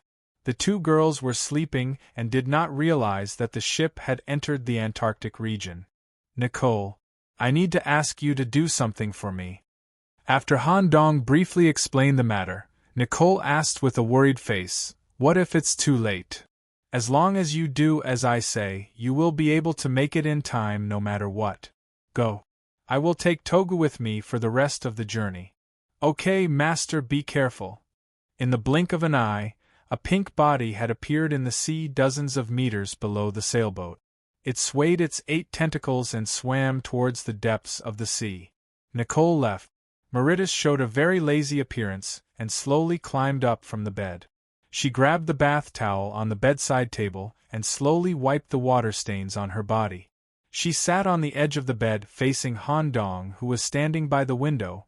She raised her fleshy long legs high and slowly put on the velvet stockings that Han Dong bought for her in London. Mauritius, who only wore stockings and a shirt, took the initiative to lean towards the window where Han Dong was standing and look in the direction of the Antarctic. We have entered the Antarctic? No wonder there was a feeling of spatial disturbance just now. My spatial ability is severely limited here. At most, I can only carry out a short-distance migration of no more than 10 meters. Only Han Dong, you have mastered the void technique and are barely unrestricted. Han Dong had no reaction to Mauritius, who was next to him. Yes, this place can even isolate the nameless fog that pervades the earth. It can almost be said that this colorful film separates the Antarctic from the world. However, since the old kings allowed this place to exist, there must be a reason for its existence. Mauritius also asked worriedly, "What's the matter?" Speaking of which, can Nicole really get enough reinforcements in a time of crisis? If the other party is truly a remnant ancient, or a group of noble Shugas, ordinary deep-sea mantis demons won't be able to contend against them. You've slept with Nicole for so many days. You should know what she's capable of, right? Even if she's just a dependent, The blood of the royal family flows in her body. Besides, I have other methods. We're almost there. Hurry up and change your clothes. After a while, Mary pretended to be Han Dong's spouse and walked out of the room together. Instead of going to the deck, he went to the door next door. He knocked on Eugenist's door. During these days at sea, Han Dong hadn't seen Eugenist even once. The two girls, who stayed in the room most of the time, didn't hear any movement in the room next door. They didn't even hear the sound of the door opening once. Knock, knock, knock, knock. After knocking on the door 5 times in a row, they finally heard the sound of the door lock. The moment the door was pushed open, Han Dong and Meritus retched at the same time and almost vomited their breakfast. They instinctively used all means to block their sense of smell. However, this wasn't just a problem with their sense of smell. During the time the door was open, Han Dong and Mary's bodies were infected with some plague. Green, stinky flesh and eyeballs of different sizes began to slowly grow on their bodies. Han Dong, who was once an apprentice knight of the mystic system, Pestilence, immediately activated his domain and removed the plague that infected the two of them. He continued to carefully open the door. The entire crew room had turned into Shuga's lair. It was dirty, smelly, and nauseating. The messy dark green flesh had occupied the room. Strange and twisted tentacles grew randomly on the wall. A large number of oral structures also grew on the surface of the floor. Every step needed to be taken with great care. Eugenist lay limp on the bed in a lying posture, and his back was combined with the rotten flesh that covered the room. Moreover, the corresponding excretory organs of Eugenist's lower body directly discharged the filth into the sea through the bed, the floor, the cabin, and the bottom of the ship. That's right. A full 9 days at sea. Eugenist not only didn't leave the room, but he didn't even leave the bed. In Eugenist's hand was a comic book bought from London, and a large number of comics and novels were placed at the head of the bed. Seeing such a scene, Han Dong could only give a 2-word evaluation. Otaku, oh? Have we arrived? Eugenist pushed aside his green hair that was full of reptiles with a lazy look. He didn't seem to care about this trip and had no intention of scheming against Han Dong. Although Han Dong wasn't affected by the pollution, the scene in front of him really made him uncomfortable. Well, we're now crossing the broken ice area. You clean up a little and meet us on the deck later. Just before Han Dong was in a hurry to close the door to lock the stench, Eugenist suddenly added, Nicholas, since you've entered the polar circle, you have to be careful at all times. This is the alien demon forbidden area. You may encounter unexpected dangers. Okay. Han Dong quickly responded. Compared to the danger of the polar circle, the most important thing was to close the door quickly. If he looked at the scene in front of him, it would be difficult to eat today. Click. The moment the door was closed, the stench and plague that escaped also returned to the room. Eugenist did a good job in this regard. The moment the discomfort disappeared, Han Dong also thought of Eugenist's reminder, the alien demon forbidden area. At the same time, he released his perception domain. Unexpectedly, when the domain spread to the end of the current passage, he accidentally captured a strange aura, an aura that didn't belong to the alien demons. The domain feedback to Han Dong was extreme cold, a nothingness, a danger. Who? Han Dong suddenly turned his head. He just happened to catch a glimpse of a severely frostbitten foot that had just stepped over the end of the passage and left a trail of ice footprints on the ground. Void steps with a twist of the foot, starlight shone. When Han Dong instantly teleported to the corner, he could no longer see the other party's figure, and the aura that the domain captured also disappeared. That thing just now wasn't an alien demon? What could it be? When Meritus, who followed closely, reached out to touch the ice footprints on the ground, a cold air immediately rushed into her body. It forced Mary to expel a large amount of water before the cold air was expelled from her body in the form of ice thorns. This is Could it be that the rumors are true? What rumors? In ancient times, the South Pole was one of the most important alien demon strongholds on this planet. At the same time, it was also one of the main areas affected by the world catastrophe. It is rumored that there are also some otherworldlings from other worlds wandering around here. The South Pole that is completely isolated and not even affected by the eternal night, the holy land of the alien demon explorers, the last ruins of the ancient ones, the remnants of the original world's catastrophe. It seems that things are more troublesome than I expected. Eugenius really did hide a lot from me. Chapter 1138. About 20 minutes passed. Eugenius, who had finished cleaning his body, about 300 cubic meters of seawater had turned into a life-forbidden zone, and 2,000 cubic meters of seawater had been contaminated, put on a multi-layered cotton-padded jacket, and met Han Dong on the deck. The Coral was crossing the floating ice area and would officially dock in about 3 hours. Han Dong also told Eugenius about the encounter in the passage. The latter's expression didn't change much, but he frowned slightly. I didn't expect that thing would come to greet us before we landed. Since you were the first to encounter it, Nicholas, it was probably attracted by you. Me? By the way, what is this thing? I clearly saw it with the naked eye just now, and my domain was completely locked on. It took me less than a second to catch up, but this thing disappeared, as if it had evaporated into thin air. I've only encountered such a situation when I was in contact with Grimm. Eugenius scratched his eyeballs with his fingers and whispered, "Possession monster, an individual that can rely on an outer shell to exist directly in the state of consciousness.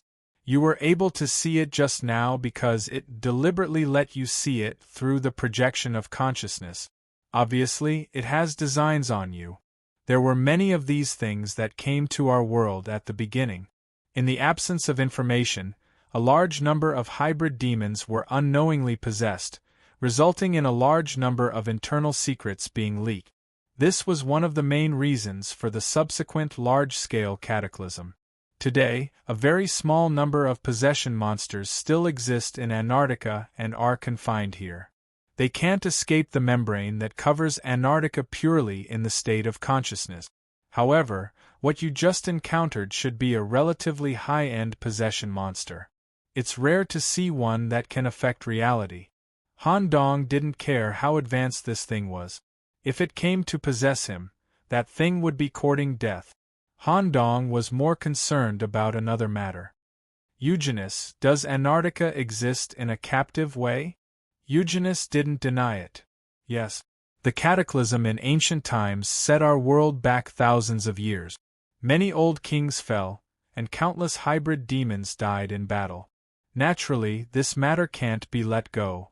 Some of the invaders that caused the cataclysm were bred here for us to conduct in-depth research. However, the relationship here is more complicated. When we arrive at the ruins of the ancients, you'll naturally know. At this moment, a chill swept over the three people standing at the end of the deck. When Han Dong turned around, he saw a woman similar to a frozen corpse appear about 10 meters behind him. As Eugenius said, she only projected her consciousness image to Han Dong. Nobody else could see it. "Have they come?" asked Eugenius. Similar to a frozen corpse, female, human appearance. It will project a projection based on your subjective consciousness. It's normal for you to see a human appearance. With your consciousness, you should be able to resist it, right? After all, you and Grimm have defeated a mythical being from another world together. No problem. Han Dong wasn't afraid at all on the level of consciousness. He already had Tugu on standby in his body. As long as this thing dared to possess the body, a series of hellish acupuncture, massage, and lava baths would be waiting for it. Seeing that the frozen corpse was approaching, Han Dong made preparations. A magnet flew out from behind and smashed into the wooden crate next to the monster's body. Suddenly, a black sticky substance similar to a net overflowed from the wooden crate and instantly wrapped the monster that looked like a frozen corpse. The capture was successful. What good luck! I didn't expect to capture a monster that can affect reality as soon as we arrived at the floating ice area. A familiar voice came. The brawny man who had guided Han Dong and others onto the ship slowly walked over. He was holding the magnet that had just broken the wooden crate, or rather, his palm was the magnet. He took off his gloves, revealing a palm with a rock structure. "Lord Messenger, are you all right? That monster just now seemed to be very interested in you." The brawny man's words contained a certain sense of contempt. In the situation just now, Han Dong, the messenger of the deep sea, seemed to be frightened and stood at the bow of the ship without any movement. "It's all right. It's the first time I've encountered such a thing. I heard that the monster is a pure consciousness. Only the target it wants to possess can see it. How did you capture it?" Clang! Clang!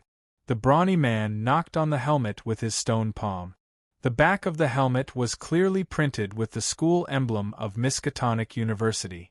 It was obviously made by this school. This thing can achieve the effect of consciousness imaging. By the way, you don't even have the most basic consciousness imaging device, and you actually came to Antarctica? Are you really not afraid of death? After all, this is the hybrid demon forbidden area. I advise you to go back. Anyway, the membrane is not too far away. I don't mind wasting some time to send you out of the circle. It's all right. We still have some preparations. Okay. The brawny man didn't insist on anything. In case Han Dong died in Antarctica, he could also collect the corpse. 3 hours passed. The coral successfully docked. The brawny man threw a coral anchor that weighed several tons and steadily drilled into the thick ice. They officially set foot on the Antarctic continent. "Hey, Lord Messenger, do you want to consider hiring us? According to what you said, if you want to find the ancient ointment or the medical equipment left behind by the ancients, you must go to the Meat Mountain. I'm afraid you will encounter unimaginable dangers along the way." Han Dong wanted to refuse. Unexpectedly, Eugene suddenly said, "With this group of experienced Antarctic hunters, it can save a lot of trouble." "What's the price?" "It depends on what price the Lord Messenger can give. All kinds of props and materials are fine. According to the price you give, we will determine the escort distance. If the price is satisfactory, we are willing to accompany you all the way and even help you find medical equipment." Han Dong didn't have anything in his hands, and he couldn't give out all kinds of destiny equipment. So he pointed to the coral of the deep sea behind them. "Is this ship okay? As long as I can return safely, I will directly apply to the port." After that, Han Dong directly wrote a letter of commitment, signed his name, and imprinted a deep sea mark on the back of his hand. "Deal. We are willing to escort you all the way. The Lord is really generous. It seems that the identity of your friend is also very special, worthy of such a high price. However, there are some things that have to be made clear in advance. We can control the situation outside the Meat Mountain, but it's hard to say inside the Meat Mountain. Once you enter the Meat Mountain area, you need to listen to our orders. We will do our best to help you find medical remnant." "Okay. If you don't mind, help us move these goods. You just saw that the things in these wooden crates have a very good binding effect on the possessed monsters. When we set off later, you will follow me and walk in the middle of the team to make sure nothing goes wrong." "Thank you. As long as the money is in place, everything is negotiable." Chapter 1139. 3 biological wasteland-style transport vehicles were speeding on the polar ice surface. Each transport vehicle was loaded with wooden crates, no more and no less. The transport vehicles were made by the expedition members on the spot. The transport vehicles were mainly composed of a biological core and a magnetic shell, the biological part, A brain cockpit with a consciousness detector. Through the nerve synapses in the cockpit, it could control any meat area of the transport vehicle to produce changes, and a row of muscle tentacles in series. This part was made by a fat female engineer in the team alone. The magnetic part, the shell of the transport vehicle, spiked tires, gave protection and allowed it to move steadily on the glacier. The person who provided the magnetic materials was naturally the muscular man who received Han Dong and the others. Because Han Dong officially reached a cooperation with their expedition team, this person also said his real name, Gunter Shinyen. The three transport vehicles moved in a straight line. The vehicle driven by Gunter carried Han Dong and the others in the safest middle position. Because the biological vision system in the cockpit also had the function of consciousness detection, Gunter Shinyen also took off his metal diving helmet and revealed his appearance for the first time. A head made of regular magnets was revealed, and the rocky tentacles were arranged in strips on the surface. The glass-like eye was embedded in the middle of the rock layer, and the cave-like mouth made Han Dong inexplicably think of Grimm. The level was mature. Of course, Han Dong and the others had already concealed and suppressed their own breath when they met. They were also mature. Similarly, Han Dong also took off his crow coat and appeared in human form in front of Gunter. Sure enough, your body is mixed with human genes. No wonder, a mature body like you with average strength can become a deep-sea messenger. It turns out that you are hybrid dependents. Was it because of the exploration of the destiny space that you were given the identity of a messenger? Gunter's words obviously contained a sense of contempt. Perhaps it was not his intention. Yes. Han Dong nodded.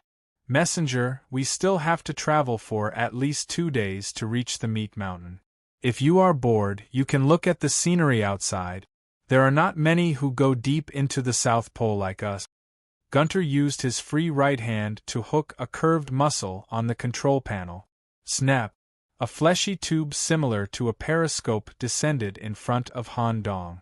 The suction cup-shaped opening could be attached to the eyeball accurately, allowing Han Dong to input visual images transmitted from the outside world.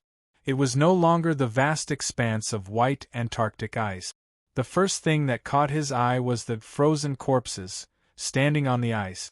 In Han Dong's eyes, these possessed monsters were all in human form. They even showed some subconscious characters, including the students that Han Dong had taught in school, and even passers-by that he had met.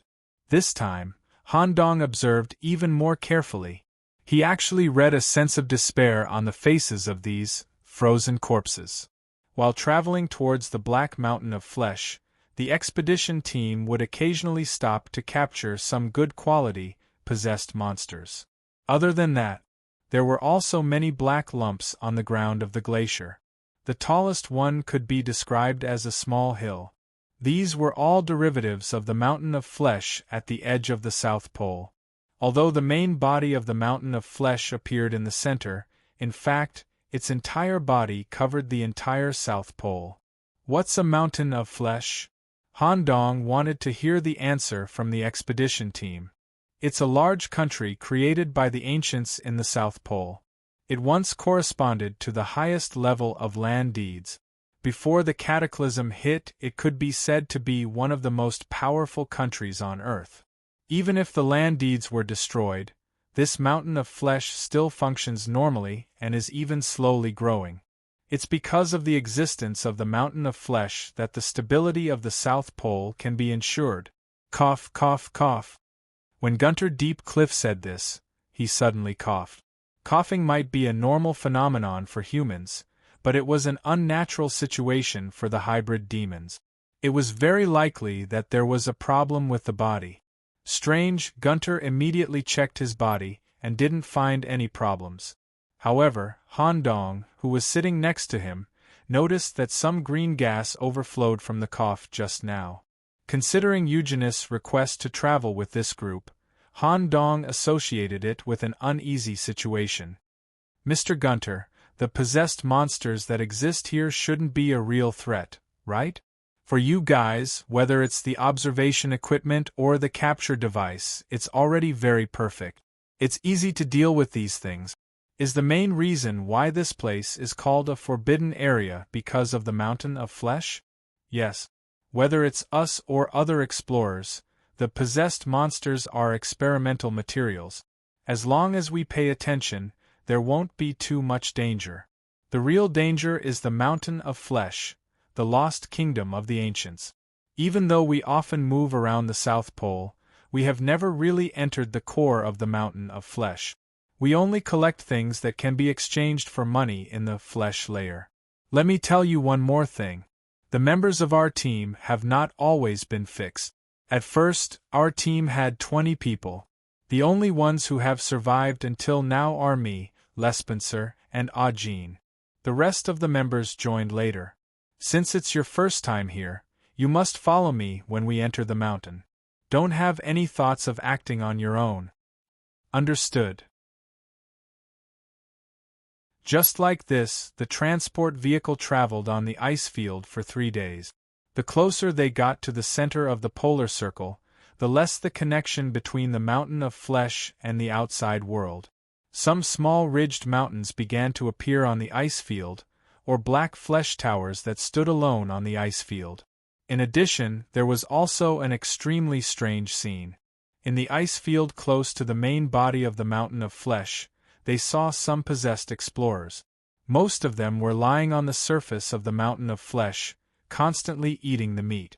This behavior lasted for several years or even decades. It led to a result: fat. The possessed hybrid demons didn't move at all because of the continuous eating. As a result, their feet and external tentacles were severely degraded. Their stomach sacs and stomachs were constantly enlarged and became extremely fat in order to accommodate the black meat that they constantly ingested. The stomach of the possessed demon reached an average of 10 times the size of a normal individual. Some of the hybrid demon stomachs were comparable to a standalone villa. They even combined with the mountain of flesh and turned into a unique landscape on the mountain of flesh. According to Gunter's explanation, this was the only way to escape from the South Pole because of the possessed monsters. They believed that the mountain of flesh was the main core that maintained the thin film barrier. The only thing they could do was to eat the mountain of flesh by eating. Unfortunately, the growth rate of the mountain of flesh was far faster than the eating speed. When he heard such an explanation, a sense of despair spontaneously arose. Han Dong couldn't help but pity this group of frozen corpses. We're here. With Gunter's reminder, the magnificent mountain of flesh had appeared in front of them. Compared with the multiplied hills, ridges, or protrusions, there was a big difference. The main body of the mountain of flesh existed as early as prehistoric times, and it had been built and polished by the ancient people. The appearance didn't have any sense of meat, but a texture between metal and rock, like an indestructible giant castle. There were also weirdly shaped geological structures on the foothills, such as the low walls of ancient castles, the towering structures of sentry towers, and some circular platforms with strange magic arrays drawn on them. The location of the expedition was at the foot of the mountain of flesh. In front of them corresponded to a cave with a broken stone door. Chapter 1140. Because Han Dong, the big boss, directly used the coral as a condition for the transaction, the expedition team also decided to help the boss find the medical equipment he wanted first, and then carry out their own hunting operation. After all, the value of the coral itself was actually higher than the corresponding reward for their own mission. They had to ensure that the boss returned safely before they could exchange for the coral in the deep sea. 3 transport vehicles were parked in a hidden area on the side of the cave. The 7 expedition team members and Han Dong were already standing in front of the cave with the broken stone door. Cough, cough, cough. A burst of coughing sounded in the team. Almost all the expedition team members had such symptoms, but the frequency was very low. Under the examination of the team's doctor, there was no problem with everyone's body. although some people suspected that it was the injured Eugene. But from the moment they boarded the ship to the moment they got off the transport vehicle, the only team member who had contact with Eugene was Gunter Deepcliffe. The doctor in the expedition team thought that it might be the changes in the magnetic field of the mountain of flesh that stimulated everyone's brain nerves and caused the cough. It might also be related to their recent frequent trips to the South Pole. The cumbersome equipment on the expedition team was all removed, including helmets that could catch possessed monsters, and thick coats that were used to keep out the cold and resist possession. According to them, the main body of the mountain of flesh could effectively isolate possessed monsters. At most, only possessed mantis demons wandered inside. The next activities in the mountain required the most agility. Many times, reaction and escape were needed to ensure survival. This lost kingdom hid unimaginable dangers. The ancients were the highest level of scientific research in ancient times. In order to ensure the confidentiality of the research results, they set up all kinds of unexpected traps inside the mountain of flesh. Although most of the traps have failed due to the invasion of the cataclysm and the decline of the ancients, there are still some traps that rely on the mountain of flesh that can operate normally. However, the most dangerous thing is not the traps. It is the creations left behind by the ancients. The designers of the Black Mountain of Flesh were this group of ancients, but the workers responsible for the construction were not them. Their bodies were not strong, and it was difficult for them to even lift large stones. All the work related to physical strength was left to the creations created by the ancients. Even now, there are still quite a number of ancient mantis demons created by the ancient ones wandering around the mountain of flesh. The most dangerous one is the evil losers, the Shugas clan.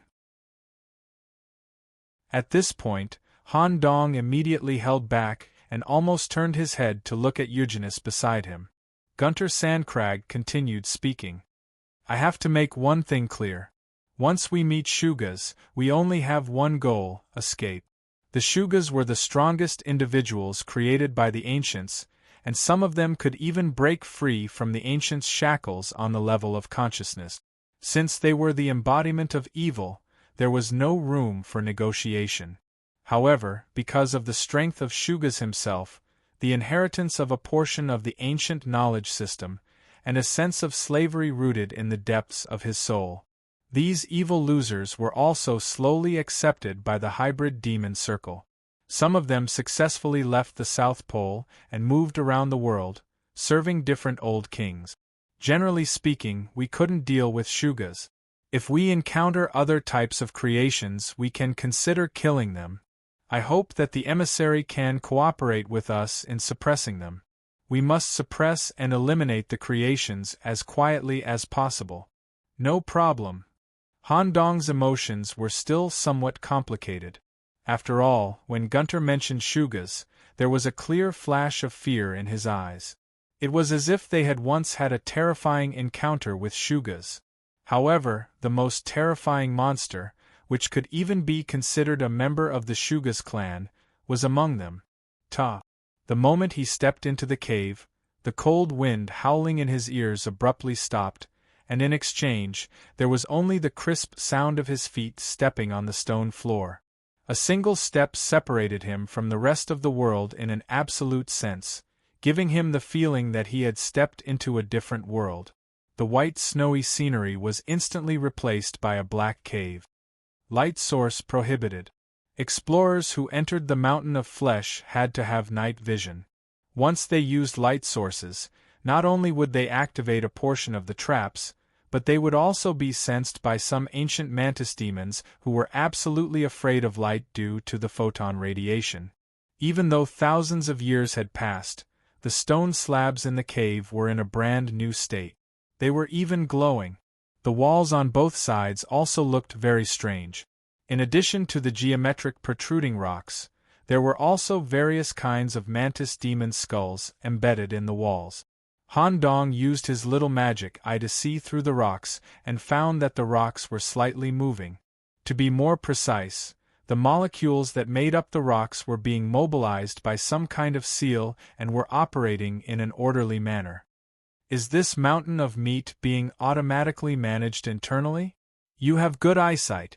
The adaptive transformation that the mountain of flesh has is one of the techniques of the ancient ones. The mountain of flesh will regularly clean up the debris in the tunnel and devour all the living creatures that died here. Then, through a complicated processing process, it will display the characteristics of the goods in the tunnel to serve as a warning. It is this kind of adaptive technology that allows the mountain of flesh to exist forever. Interesting, under the guidance of the experienced explorers, they did not trigger any traps along the way. They smoothly went nearly a kilometer deep. It was even smoother than when they came here before. A fork in the road appeared in front of them. The leader of the mantis demon was called Jean. He was a perception mantis demon whose brain floated above a skull. His head was full of tentacles, and he was also the guide of the team. When encountering a fork in the road, choose the right one. We have made sure that we are moving in the outer circle. Cough, cough. Jean couldn't help coughing for a moment, although his voice was suppressed to the lowest level. Han Dong's magic. I found that a wisp of nano-sized green particles was coughed out at the same time and quickly floated to the depths of the right tunnel. In less than 10 seconds. As a perception mantis demon, Jin's pupils contracted extremely, and the tentacles on the surface of his brain were completely tense. Shugus. Shugus is coming from the right tunnel. Let's withdraw from the mountain of flesh first. Just as everyone was about to withdraw from the original path, Jean felt something again. There was the same Shugus feeling in the original path. This kind of feeling scared Jean so much that a lot of brain secretion flowed out. How is it possible? How can we encounter two Shugus at once? Shouldn't these guys be moving in the inner circle? The right tunnel that was supposed to go forward was blocked, and the way back was also blocked. Only the left tunnel that led to the depths of the mountain of flesh was left. The explorers who had encountered Shugus before were absolutely unwilling to confront this kind of monster head-on. Not to mention that there were two of them now. They had no choice but to run toward the left tunnel with all their might. However, Shugus, who was chasing behind them, had no intention of giving up at all. Their huge bodies filled the tunnel. The mountain of flesh was their home, and they moved the fastest here. Han Dong, who was carrying the injured Eugene on his back and escaping with the explorers, glanced behind him curiously. The spacious tunnel was filled with a kind of dark green gelatinous monster. The eyeballs on its body were constantly dissolving and reconstructing themselves. The ends of its tentacles also grew sharp mouths with green saliva flowing out. Shugus seemed to be chasing its prey, but also seemed to be frantically searching for their idol.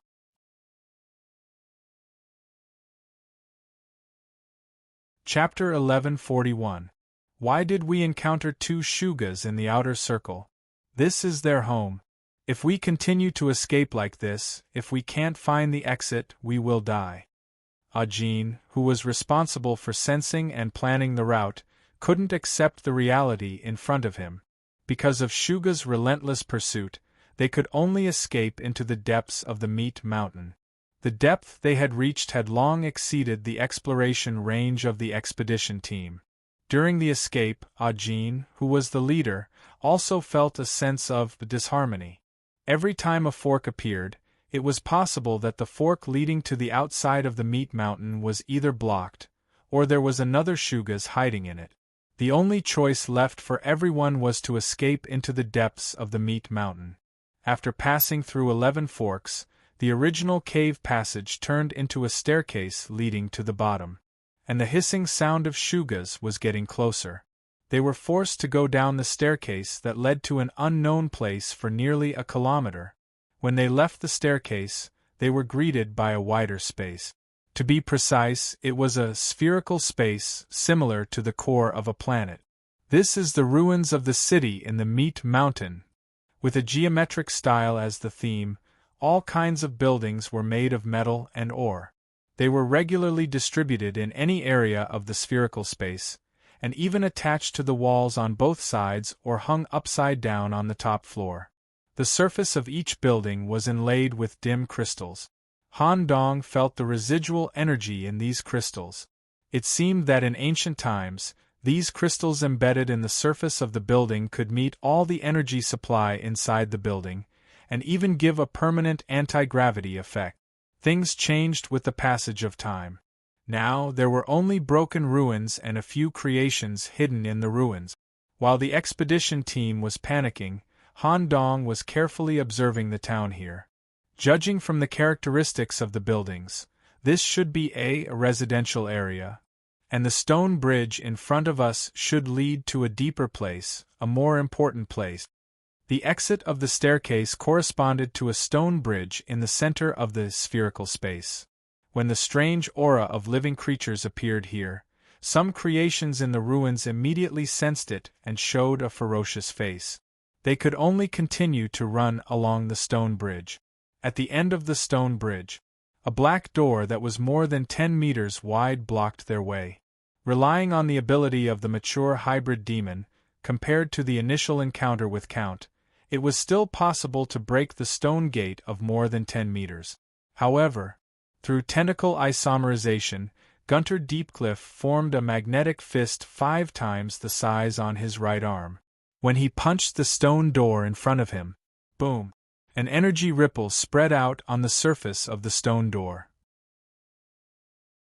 Rebound Gunter was sent flying more than 10 meters away, almost falling off the stone bridge. Seals. Thousands of years have passed, and any seals that aren't managed will lose their effectiveness. Moreover, this stone door was clearly made by the ancient ones, and only they could maintain it. Could it be? There are still ancients living here? When Ajin thought about this, a strong sense of oppression swept through his body, accompanied by a pungent stench. A total of 4 Shugas had already caught up. The eyeballs that were constantly dissolving and reforming stared at the group of intruders. However, most of the eyeballs landed on Eugenus, as if waiting for instructions. Let's fight. This group of Antarctic hunters was doing very dangerous work, and they were prepared for death. However, whether it was the quality of the species or the difference in strength, it was all there. Moreover, among the Shugas that chased over, there was an atavistic body that was more than 100 meters in size. Just the stench emitted from its body could affect the mental state of the exploration team. Evil Van Shugas. The ancients should be proud of their perfect creation, a mixture of many hybrid demons. Their gelatinous skin could effectively resist any type of magic, and the high toughness of their bodies could also reduce the impact of frontal force. For a moment, the scene here turned into a tragic grayish-white.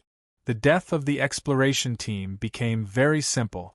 Even if they were mature and could use various abilities, such as tentacle isomerization and various types of rapid regeneration, these characteristics could only extend the time of death by a few seconds. When only 3 of the 7 team members were left, the attack of the Shugas suddenly stopped.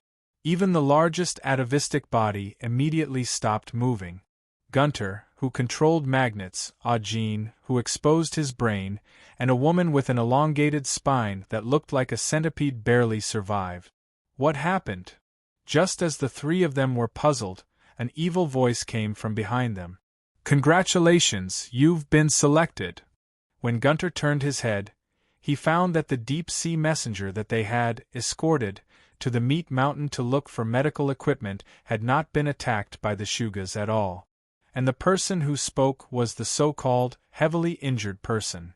At this moment, Eugenus took off his hood and exposed his green-haired humanoid form that resembled a tramp in front of everyone. At the same time, a few Shugas that were not far away immediately put their tentacles together in front of them, showing a strange kneeling posture. At the same time, blasphemous sounds came from their bodies to express their excitement at seeing their idols. At the same time, Gunter and the other 2 began to cough violently. Cough, cough, cough. Small eyeballs were coughed out of their mouth. You, who are you? Fifth origin, Eugenus Trevolo, welcome to the Meat Mountain. The tough souls that exist in your bodies will be offered as an opening offering to the Creator here. Eugenus. Cough, cough, cough. When they got the answer, they coughed violently and uncontrollably. Their bodies disintegrated amidst the coughing, turning into eyeballs on the ground. Their souls were enveloped by a green energy and sucked into the stone door in front of them. Rumble! The stone door that led to the final ruins opened, and the remnant ancients who lived inside recorded the pinnacle technology of ancient times. Han Dong only watched the entire process silently. When the stone door opened, he asked in a low voice, "Why? Why are you doing this? These explorers have also provided us with a lot of convenience. If we need an offering, we can find it elsewhere, right?" Eugenus' eyes shone with a green light as he smiled and answered Han Dong's question. "Why? Didn't you realize that we didn't have to do anything along the way? We only needed to rest in the cabin, sit on the transport vehicle, and enjoy the scenery. Finally, we took a few steps in the cave to reach our destination. We could even enjoy the beautiful scenery of the dying struggle. What a delightful journey! At the same time, by coming here in such a manner, we can even be considered to have passed the South Pole test set by the ancients, coming to the deepest part in physical form and offering 3 offerings. I don't have to waste my breath to explain the relevant problems to you along the way. These people have done it for me. Isn't that good? These are all mature hybrid demons that can be considered as the world's combat power. Isn't this method of handling them a little inappropriate? It's just their fate. When they met us, they were destined to die. Furthermore, they can become a small stepping stone for you and me. The value of their lives has far exceeded the past. They should feel lucky and even thank me for granting them this way of death. Don't use your human values to judge all of this. When in Rome, do as the Romans do.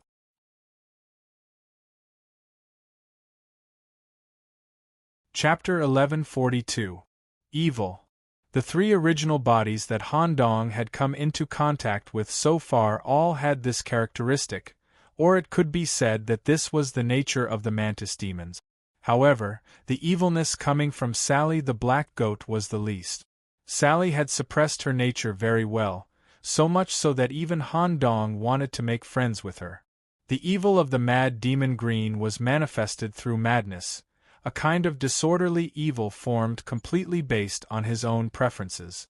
But the evil of Eugenus was a kind of inner and outer cultivation, and even existed as its main characteristic. Its nature was absolute evil, and the evil was constantly magnified in the process of growth. So much so that every inch of his skin and flesh was a symbol of evil. In the beginning, Han Dong admired the wisdom that Eugenus displayed in the competition. Coupled with the ancient library, in Eugenus' brain, Han Dong was even more interested. He even gave up the opportunity to deepen his relationship with Miss Sally. Back then in London, Han Dong had even considered how to establish a friendly relationship with Eugenus. But now it seemed that there was no need. The pure evil that Eugenus revealed was unacceptable to Han Dong, and had completely crossed Han Dong's bottom line. At the same time, a sense of vigilance rose in Han Dong's heart. Coming all the way to this depth, the emissary's mark engraved on the back of Han Dong's hand was almost ineffective. A person like Eugenus could do anything. At this moment, Meritus said telepathically, "Nicholas, are you oversimplifying things? This is the original form of the Shugus, the ultimate evil creature created by the ancients in ancient times. They combine the advantages of the mantis demons, and their evil nature is several times, or even dozens of times, that of ordinary mantis demons. If you don't consider the servility that is rooted in the depths of their souls, their existence is definitely harmful to the development of the world." Yes. Indeed, I'm oversimplifying things. Is this the Shugus? You've really opened my eyes. Yes. Once we enter this door, I'm afraid there's no turning back. Are we really going in? Yes. Since we're here, we naturally have to go in. Yes. Han Dong's eyes suddenly became resolute. Under Eugenist's invitation, he passed through the stone gate that led to the deepest part of the cave. The Shugas who had followed him here didn't seem to have the right to enter. They could only watch their idol leave with reverence in their eyes. He stepped through the stone door. Behind it was a science factory. It was a multi-level circular structure, and each level had a different type of laboratory, which was managed in a very standard manner. Groups of vegetable-like, ancient lifeforms that were slightly larger than human bodies were conducting a series of scientific experiments in various experimental areas. These individuals that looked like vegetables had oval barrel-shaped bodies, petal-shaped heads, and wings. They were the independent research group of the ancient era, the Ancients. Using the branching tentacles that grew out of their bodies, they were editing programs on the surface of the slate, storing and processing data, and controlling the situation in the laboratory. However, Han Dong felt a sense of dissonance in such a scientific factory. This group of ancients who were conducting experiments seemed to be in a passive position, as if they were being controlled by something.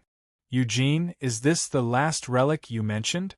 This group of ancients has been reverse enslaved by your Shugas, right? No. They willingly changed the master-servant relationship. When the cataclysm of the world came to Antarctica, when the weapons they developed couldn't be stopped and the barrier couldn't resist, it was us who stood up and successfully defended this area. Without our existence, this group of weak ancients would have gone extinct long ago. Since they've been reverse enslaved by you, you should know all the knowledge they know, right? What's the point of me coming here? Eugenist revealed an evil smile. No. My brain library doesn't store all the knowledge. Since I've promised you, Nicholas, I'll do my best to help you find information about the prison world. Come with me. Under Eugenist's lead, they walked into the depths. Along the way, Han Dong carefully observed the laboratory here. He faintly spied on a large-scale project that the Shugas were conducting. The main research direction of these ancients was the Shugas weapon. It wasn't a cold or hot weapon in the human concept, but a kind of shell. The Shugas often had a disordered, gelatinous, and large body with many tentacles. For example, the atavistic body that had chased Han Dong and the others before had reached a length of 100 meters. It couldn't even freely anthropomorphize, and this kind of body design came from the ancients in the past. The purpose was to let the Shugas be proficient in the construction of mountains of flesh. The gelatinous, disordered body could climb up all kinds of cliffs and drill through any crevices. Although it was also included in the combat system, its purity wasn't high enough. Now, it was necessary to modify the Shugas through this shell to make them purer and more powerful. Just as they gradually approached the depths of the factory, there was a strange smell in the air here. The moment she inhaled, Meritus couldn't hold it back. She lay on the ground and began to vomit. Han Dong relied entirely on his brain to support himself, but he also kept retching. His stomach was also stimulated and spasmed non-stop. The extreme stench and unparalleled filth. Just by smelling this smell, Han Dong could imagine how filthy the other party was in his mind.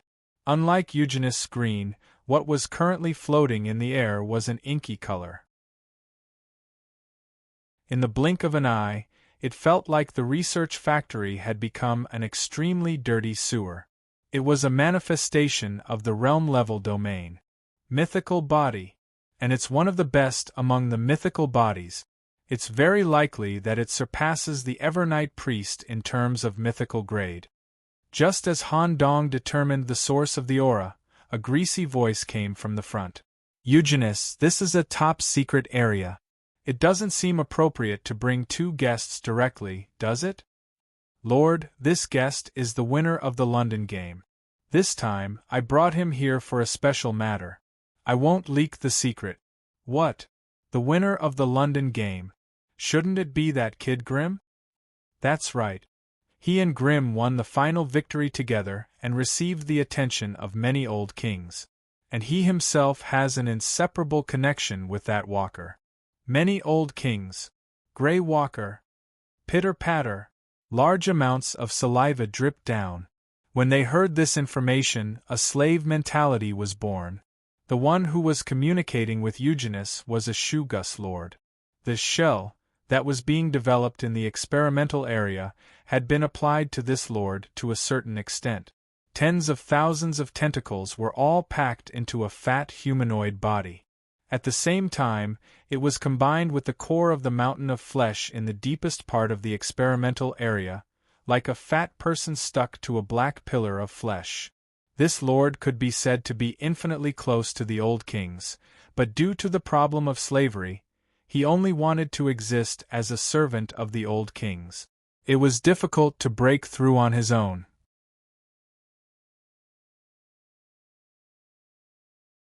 Chapter 1143. Shugus was the ruler. Through a newly developed shell, he turned himself into a fat man and stuck to the surface of the heart of the meat mountain that was shaped like a column of flesh. In this way, he could fully control the meat mountain, or the entire Antarctic Circle. This kind of adhesion management could be said to completely restrict freedom. Even sleeping had become a luxury, and it required a lot of energy to monitor the state of Antarctica. And the ruler himself, except for a certain amount of energy supply from the heart of the meat mountain, looked very bad. This kind of restraint also limited the development of this ruler, and even had a feeling of being imprisoned here. But Han Dong didn't see any discomfort from the other side. Instead, he saw a sense of pride in his eyes. He was absolutely proud of the supervision he was currently doing and was willing to contribute himself. Is it because of slavery? I'm afraid that some old king, or even many old kings, handed over the management of Antarctica to this ruler. The mentality of slavery gave him an absolute sense of satisfaction. As long as he could work for the old kings and get the praise of the old kings, his self-worth would be reflected. In this way, this group of evil and cruel Shugus did have a reason to be kept. Such obedient and powerful pets, the old kings would naturally like. However, since this group of guys could resist their original masters, they must have established independent thinking on the basis of slavery. In other words, they could recognize their own slavery, especially a different kind like Eugenius. If I were Eugenius, I would definitely try to get rid of the slavery in my body. So, the real purpose of this trip to Antarctica is really me? Through the ruler's performance, Han Dong realized how much slavery limited the Shugus family. On second thought, Eugenius brought him here. It was impossible for him to generously provide information about the prison world. There must be some selfishness. So what was Eugenius' selfishness? Did he want Han Dong to be the introducer and recommend him to the old Grey King, so that Eugenius would have a master who was strong enough to serve him? Or did he want to use Han Dong's ability to get rid of the slavery in his body? Or, thinking of this, Han Dong hurriedly sent a voice transmission to Mary, "Hurry up and come into my body. Things may develop towards the worst situation." Mary turned herself into a puddle of clear water and quickly flowed into Han Dong's body. Embedded in the void laboratory with a battery, the Juggernaut stared at Han Dong, the winner of the London Games. This young man who had connections with many of the old Wangdu was so excited that he was drooling. When the surging emotions subsided, Pa! A series of extremely foul-smelling black tentacles suddenly drilled out from his fat belly button and instantly wrapped around Han Dong's body, pulling him into the air. "I didn't expect that you would actually find such a perfect vessel. Even I can't see through this head. Eugenius, if you can completely occupy this person's body, you can use the gray matter in this head to eliminate the servitude that is rooted in your body. You can also use this body to become a king. Explain that our race will no longer have to serve outsiders and will build a perfect kingdom that belongs to us." The Juggernaut spoke his true thoughts in front of Han Dong. Or, at this juncture, there was no need to hide it at all. This was the deepest part of the mountain of flesh. Han Dong had no possibility of escaping. And the possession would be completed in a short time with the help of the Ancient's technology under the Juggernaut's suppression. Once the possession was successful, no one would know what was happening here. Eugenus would first borrow Han Dong's body to live for a while, completely make use of Han Dong's network of relationships, and he himself would also be free of the slavery shackles of Shugus and become a king with this body. Count gave a thumbs up.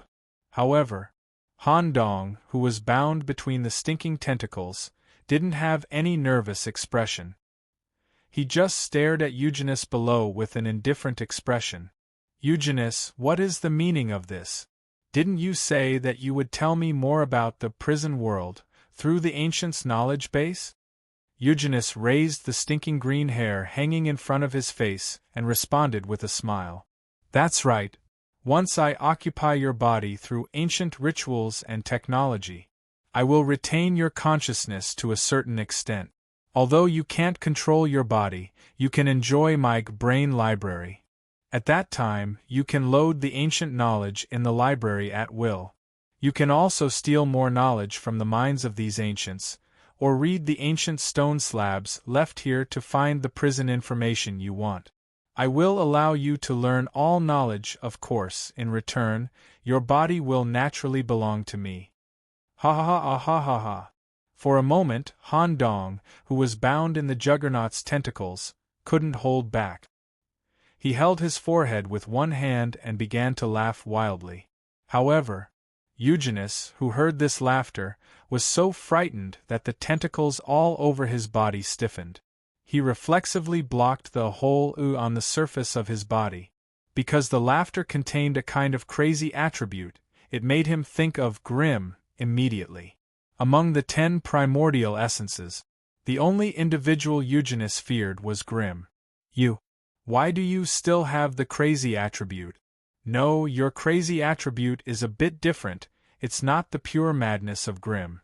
What an unexpected gain. Maybe I can use your body to get in touch with the mad abyss, and even become the subordinate of that mad king. In the end, it's still hard to change your slave nature. Han Dong cut off his crazy laughter and immediately added a sarcastic remark. Whoosh! A green light instantly pierced through Han Dong's chest. Eugenus no longer pretended, showing an extremely ferocious expression.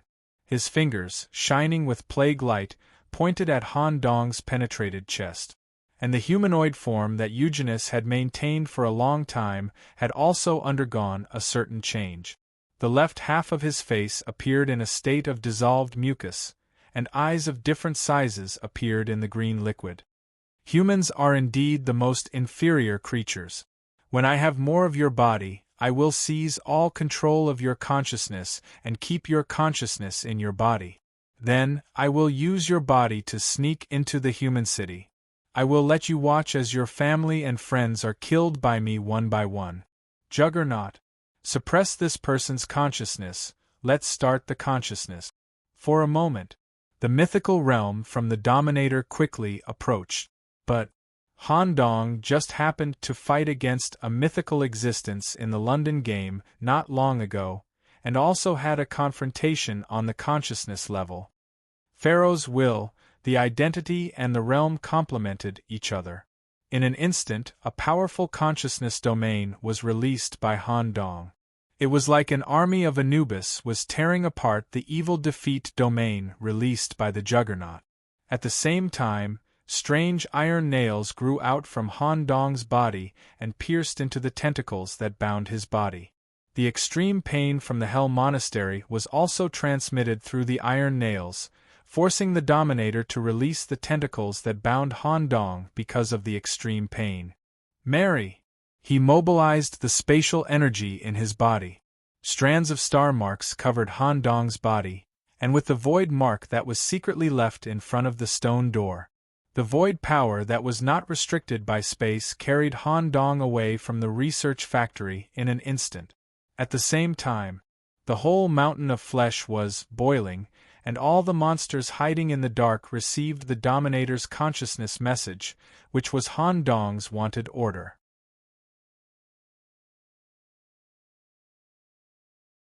Chapter 1144. The void imprint that was set outside the stone door was secretly left by Han Dong when Eugenus was enjoying the death performance of the expedition team. Actually, although Han Dong considered that Eugenus might have some unfavorable plot against him, but Eugenus should have expressed it in a more tactful way in the follow-up process. He didn't expect that Eugenus would use such a direct method to lead Han Dong to meet the Dominator here. He even explained the possession plan in front of him. Fortunately, Eugenus didn't fight to the end in the London game. He didn't know that Han Dong's identity could allow his consciousness to reach the level of a mythical entity in an instant. Han Dong found an opening and escaped in an instant. Han Dong, who had escaped from the factory, had no intention of stopping.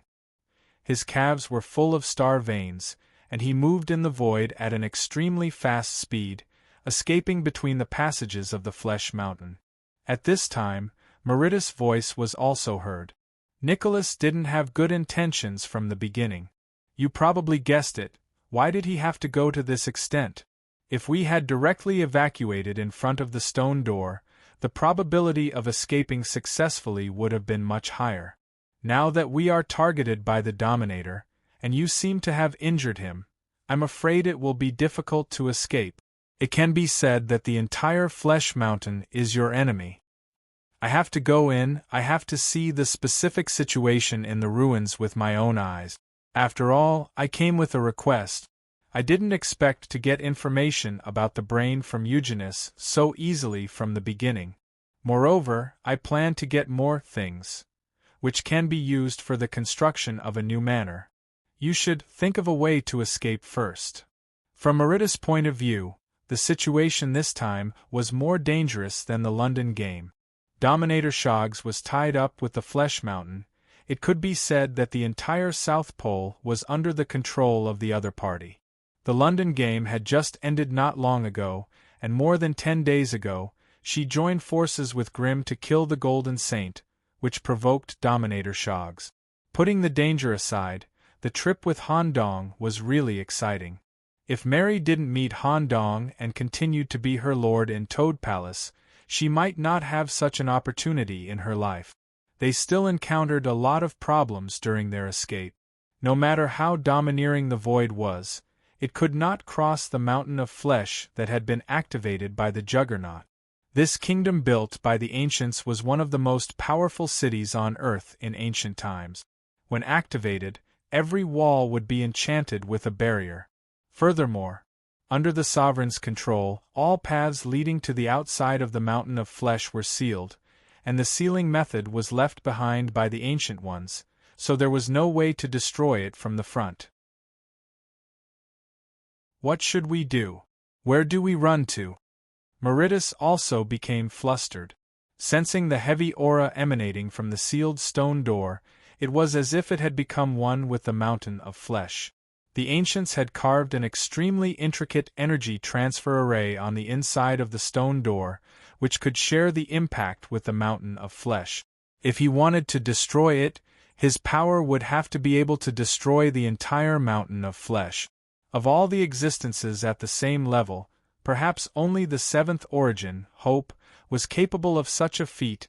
It's easy to just seal the exit. I just need to pretend that I'm running away. Let the sovereign think that we only want to escape and seal the way out of the mountain of flesh, but not the paths that lead to the inside of the mountain of flesh. Han Dong put his hand into his clothes and touched his abdomen, sensing something through the black vortex. Where are you going? Don't tell me you want to go back and fight with the sovereign until the deep-sea reinforcements arrive? It's impossible to beat him.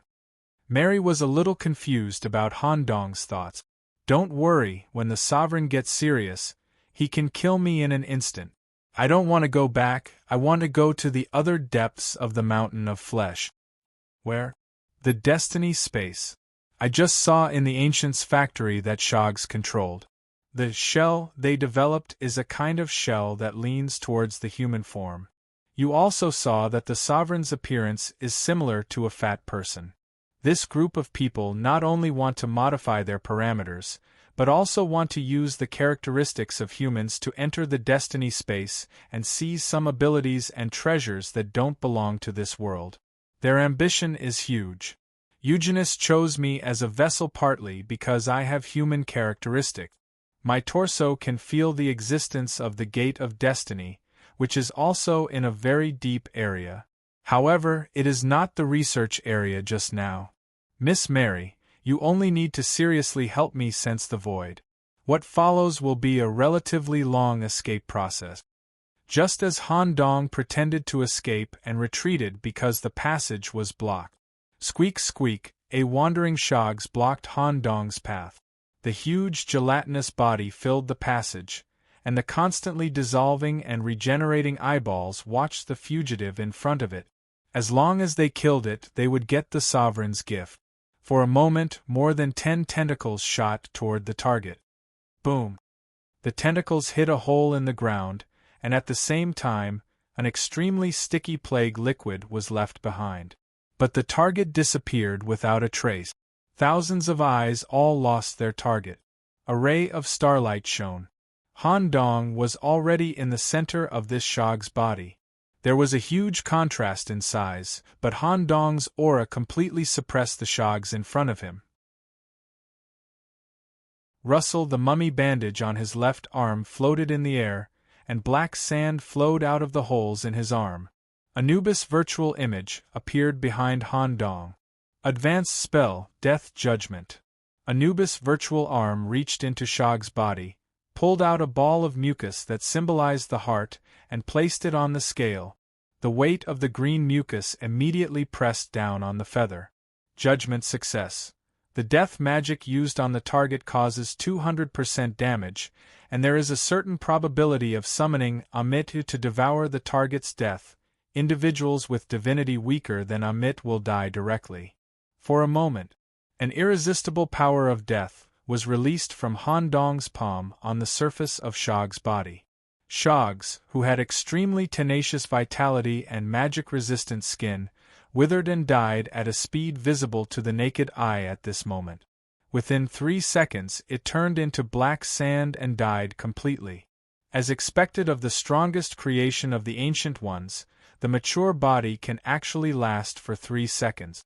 If it was the previous count, I'm afraid he would have died directly. WDNMD. An indignant voice immediately came from inside his body. Han Dong didn't respond either. The attack just now was just Han Dong testing the strength of Shogs, and they would encounter more frequently in the future. Han Dong had to destroy these creations at the smallest cost. If his stamina was overused, he would be in trouble once he encountered Eugenus.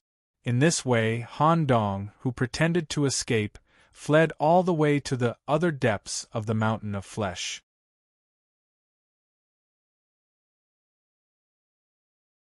Chapter 1145. The Ancient Research Ruins.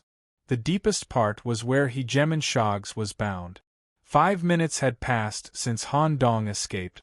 The Hegemon was using the heart of the mountain of flesh to monitor Han Dong's every move. Han Dong appeared to be fleeing in a panic. He even used a series of strange methods to try and destroy the ancient stone door. He even tried to use the small gaps created by the destruction to travel through the void. He almost succeeded a few times.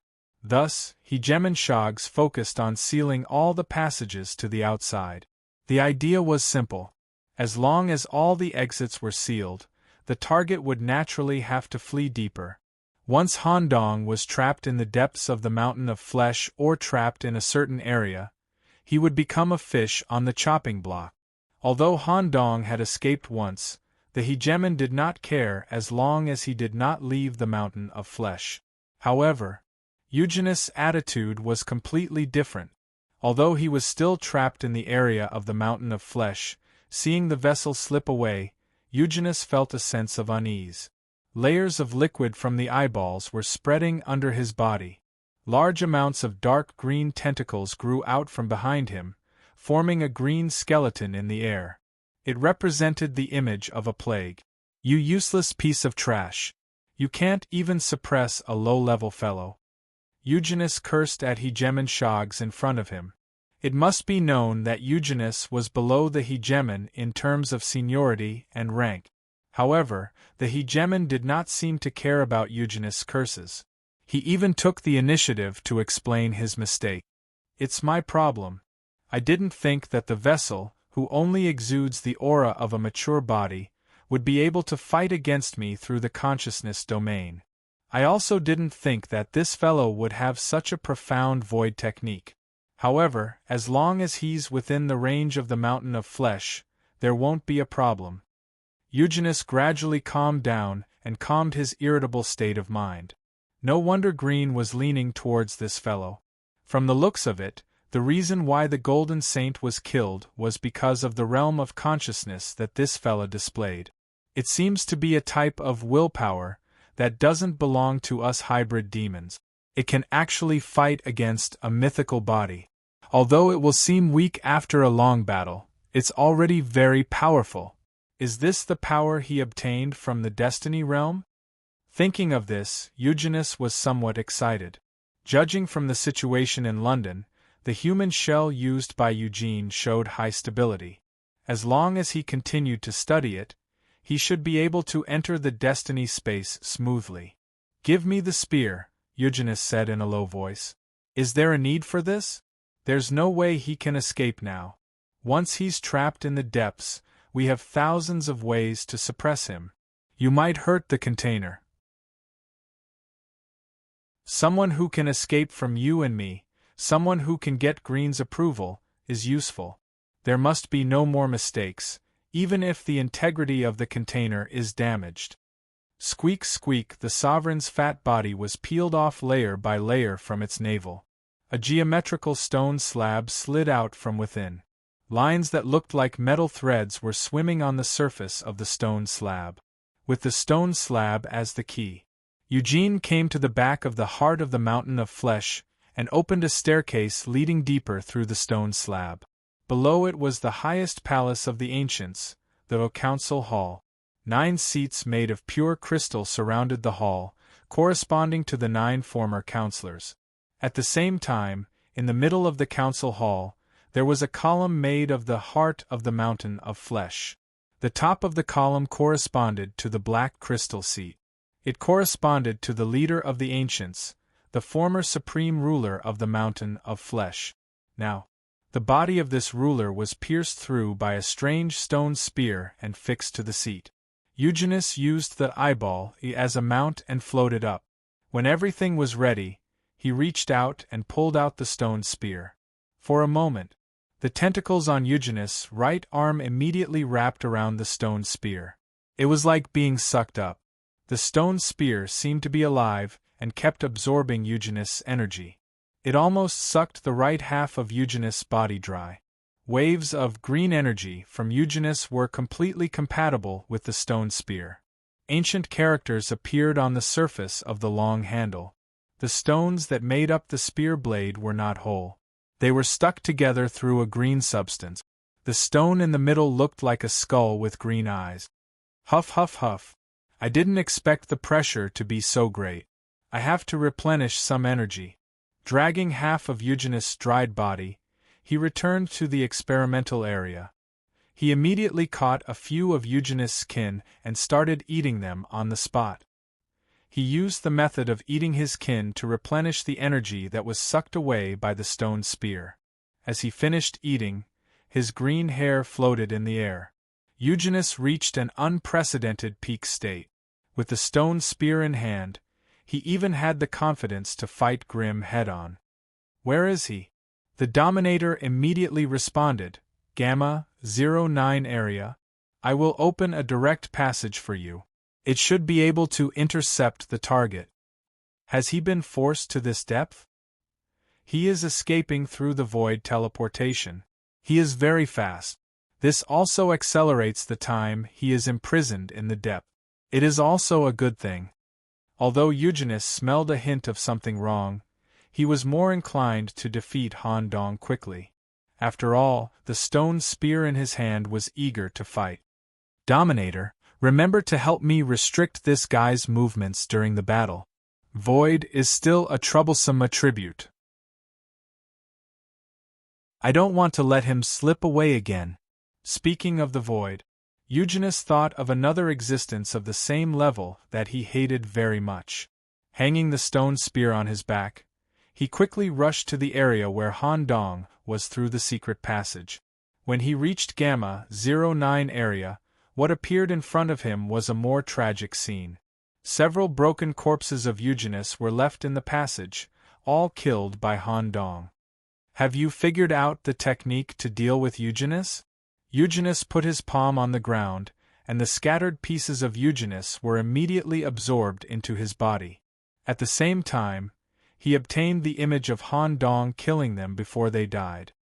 Not far. Dominator, forcibly seal the way. At the same time, 200 meters away, Han Dong was pretending to escape while approaching the area of the Gate of Destiny. But Han Dong gave up the direct route and chose a more roundabout ring layer. He knew very well that the Dominator was monitoring everything here at all times. It was necessary to hide his true purpose. At this moment, boom! The mountain trembled. In the current open area of the cave, there should not be a stone door that could block the way. But from between the walls, several thick tentacles about 5 meters in diameter drilled out and forcibly blocked the way. When he smelled a dangerous breath and turned his head, green-haired Eugenus was already behind him. You can really escape, Nicholas. From the moment you stepped into the mountain of flesh, you were destined to become my vessel. You're tuning in to the Phoenix Knights YouTube channel. Don't forget to subscribe and join us on this journey to catch the most captivating stories.